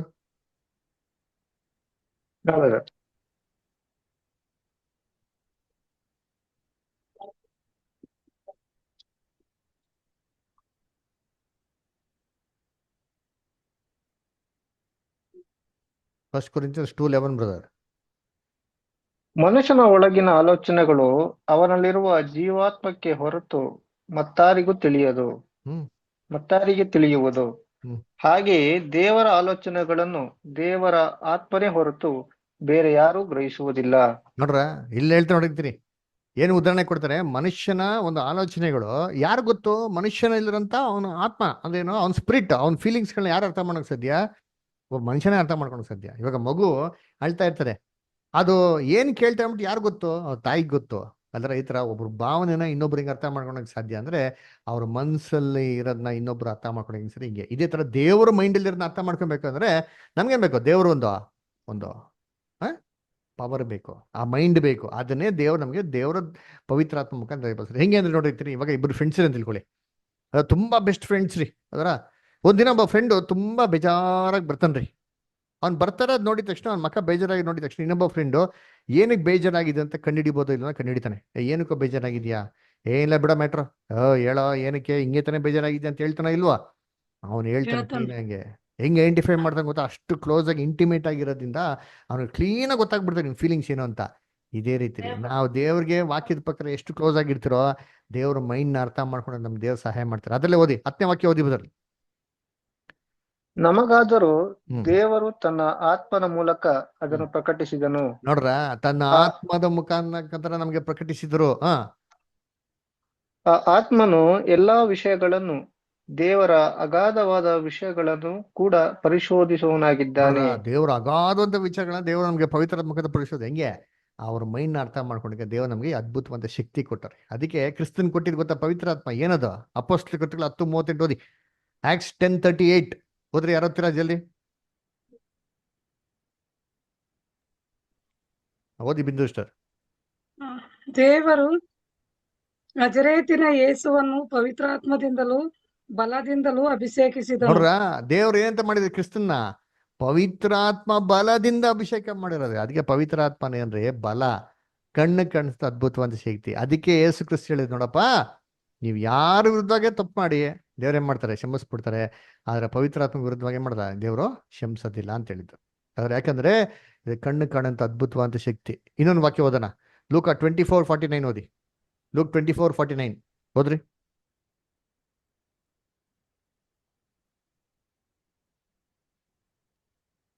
ಲೂಕ್ 24:49. ಇಗೋ, ನನ್ನ ತಂದೆಯು ವಾಗ್ದಾನ ಮಾಡಿದ್ದನ್ನು ನಿಮಗೆ ಕಳುಹಿಸಿಕೊಡುತ್ತೇನೆ. ದೇವರು ಮೇಲಣ ಲೋಕದಿಂದ ನಿಮಗೆ ಶಕ್ತಿಯನ್ನು ಒದಗಿಸುವ ತನಕ ಈ ಪಟ್ಟಣದಲ್ಲೇ ಕಾದುಕೊಂಡಿರ್ರಿ ಎಂದು ಹೇಳಿದನು. ಮೇಲಣ ಲೋಕ ಏನ್ ಕೊಡ್ತಂತೆ? ಶಕ್ತಿ. ಅದಕ್ಕೆ ಪವಿತ್ರಾತ್ಮ ಅಂದ್ರೆ ದೇವರ ಅದ್ಭುತವಾದ ಶಕ್ತಿ. ಇದನ್ನೇ ಶಿಷ್ಯನಿಗೆ ದಯಪಾಲಿಸಿದ್ರಿ. ಅಂದ ಕರ್ತನಲ್ಲಿ ಪ್ರೀತಿಗಳೇ, ಪವಿತ್ರಾತ್ಮ ಒಂದು ವ್ಯಕ್ತಿ ಅಲ್ಲ. ವ್ಯಕ್ತಿ ಅಂತ ಹೇಳೋದಕ್ಕೆ ಹಲವಾರು ಕಾರಣಗಳೇ. ಅದನ್ನೆಲ್ಲ ನಾವು ಕ್ಲೀನಾಗಿ ಏನ್ ಮಾಡಿದ್ರಿ? ಓದಿದ್ರಿ ಅಲ್ವರ. ಅದಕ್ಕೆ ಬೈಬಲ್ ನೋಡ್ಬೇಕಾರೆ ಏನ್ರಿ, ಪವಿತ್ರಾತ್ಮ ನಂದಿಸ್ಬೇಡಿ ಅಲ್ವರಾ? ಏನ್ರಿ, ಪವಿತ್ರಾತ್ಮನ ಏನ್ ಮಾಡಕ್ ಹೋಗ್ಬಿಡಿ, ನೀವು ನಂದಿಸೋಕ್ ಹೋಗ್ಬಿಡಿ. ಪವಿತ್ರಾತ್ಮ ಬರಿತವರಾಗಿರ್ರಿ, ಅಲ್ಲ ದುಃಖಿಸ್ಬೇಡಿ ಅಂತ ಏನಕ್ಕೆ ಹೇಳಿದ್ರೆ, ಇದು ನಮ್ಮಲ್ಲಿ ದೇವರ ಒಂದು ಶಕ್ತಿ ಇರ್ತದ್ರಿ. ಇದನ್ನ ನಾವು ವಾಕ್ಯದ ವಿರುದ್ಧವಾಗಿ ನೋಡಿದವಾಗ ಅದು ನಂದಿಸ್ತಂತೆ ಆಗ್ತದೆ, ಅದೇ ಮಾಡೋದು ದುಃಖ ಪಡಿಸಂತ ಆಗ್ತದೆ. ಅದಕ್ಕೆ ನೋಡ್ಬೇಕಾದ್ರೆ ಪವಿತ್ರ ಆತ್ಮ ಬೆಳೀರಿ ಅಂತ ಹೇಳೋದು. ಇದಕ್ಕೆ ಬೈಬಲ್ ನೋಡಿದ್ರೆ ಏನ್ರಿ, ದೇವರ ಆತ್ಮ ಅಂತ ಹೇಳ್ತಾರೆ, ಬುದ್ಧಿ ತಿಳುವಳಿಕೆ ಆತ್ಮ ಅಂತ ಹೇಳ್ತಾರೆ, ಕ್ರಿಸ್ತನ ಆತ್ಮ ಅಂತ ಹೇಳ್ತಾರೆ, ಸತ್ಯನ ಆತ್ಮ ಅಂತ ಹೇಳ್ತಾರೆ, ಜ್ಞಾನ ಬುದ್ಧಿ ತಿಳುವಳಿಕೆ ಆತ್ಮ ಅಂತ ಎಷ್ಟೆಲ್ಲ ಹೇಳ್ತಾರೆ. ಅಂದ್ರೆ ಏನ್ ಇಷ್ಟೊಂದು ಆತ್ಮಗಳಿದೆಯಾ? ಇಷ್ಟೊಂದು ದೇವ್ರುಗಳಿದ್ದೀರಾ? ಒಂದೇ ಸ್ಪಿರಿಟ್, ದೇವರ ಡಿಫ್ರೆಂಟ್ ಫಂಕ್ಷನ್ಸ್. ಇದೇ ಥರ ಬೈಬಲಲ್ಲಿ ಅಶುದ್ಧ ಆತ್ಮಗಳ ಬಗ್ಗೆ ಹೇಳ್ತಾರೆ ಅಲ್ವರ. ಹೇಡಿತನದ ಆತ್ಮ, ಲೋಕದ ಆತ್ಮ, ಕ್ರಿಸ್ತ ವಿರೋಧಿ ಆತ್ಮ, ಅದರ ಭಯದ ಆತ್ಮ, ಇವೆಲ್ಲ ಏನಾದ್ರು ಇಷ್ಟೊಂದು ಏನೋ ದೆವ್ವಗಳಿದೆಯಾ? ಇಲ್ಲ ರೀ. ಏನ್ರಿ, ಸೇತಾನಿನ ಒಂದೇ ಕ್ರಿಯೆಗಳ್ರಿ ಅಷ್ಟೇ ಅಲ್ವರ. ಇವೆಲ್ಲ ಏನು ಮಾಡ್ತಾರೆ, ನಮ್ಮಲ್ಲಿ ಮಾಡ್ತಾರೆ ಅಂದ್ಬಿಟ್ಟು. ಅದಕ್ಕೆ ಕರ್ತನಲ್ಲಿ ಪ್ರೀತಿ ಅಂತ ಸೋಗಳೇ ಇದನ್ನ ನಾವು ಸ್ಪಷ್ಟವಾಗಿ ಅರ್ಥ ಮಾಡ್ಕೊಬೇಕು ಅವರು.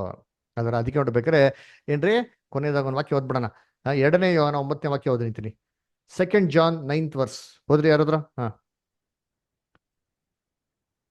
ಯೋಹನ 8:18 ಫಸ್ಟ್ ಓದಿ, ಆಮೇಲೆ 2 ಯೋಹನ 9ನೇ ವಾಕ್ಯ ಓದೋಣ. ಯಾರಾದ್ರು ಒಬ್ರು ಯೋಹನ 8:18 ಓದಿ.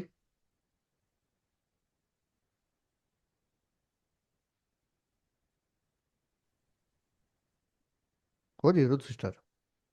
ಬೈಬಲ್ ತೆಗೆದು ಜಲ್ದಿ ಓದ್ಬೇಕು, ಯಾರ ಹೇಳಿದ ತಕ್ಷಣ. ನನ್ನನ್ನು ಕುರಿತು ನಾನು ಸಾಕ್ಷಿ ಹೇಳುವವನಾಗಿ ಇದ್ದೇನೆ, ಅದಲ್ಲದೆ ನನ್ನನ್ನು ಕಳುಹಿಸಿದ ತಂದೆಯು ನನ್ನ ವಿಷಯವಾಗಿ ಸಾಕ್ಷಿ ಹೇಳುತ್ತಾನೆ ಅಂದನು. ನೋಡ್ರ, ಯೇಸು ಕ್ರಿಸ್ತನಿಗೆ ಸಾಕ್ಷಿ ಕೇಳ್ಬೇಕಾರೆ ನೀ ಇಷ್ಟೆಲ್ಲ ಮಾಡ್ತಾರೆ, ನಿಂಗೆ ಯಾರಪ್ಪ ಸಾಕ್ಷಿ ಅಂತಾರೆ? ಅವ್ರು 2 ಸಾಕ್ಷಿ ಹೇಳ್ತಾರೆ. ಒಂದು ತಂದೆ ಬಗ್ಗೆ, ಒಬ್ಬ ಇವ್ರ ಬಗ್ಗೆ, ಪವಿತ್ರಾತ್ಮ ಬಗ್ಗೆ ಹೇಳ್ತಾರ. ಯಾಕೆ ಅಂದ್ರೆ ಪವಿತ್ರಾತ್ಮ ಒಂದು ವ್ಯಕ್ತಿ ಅಲ್ಲ.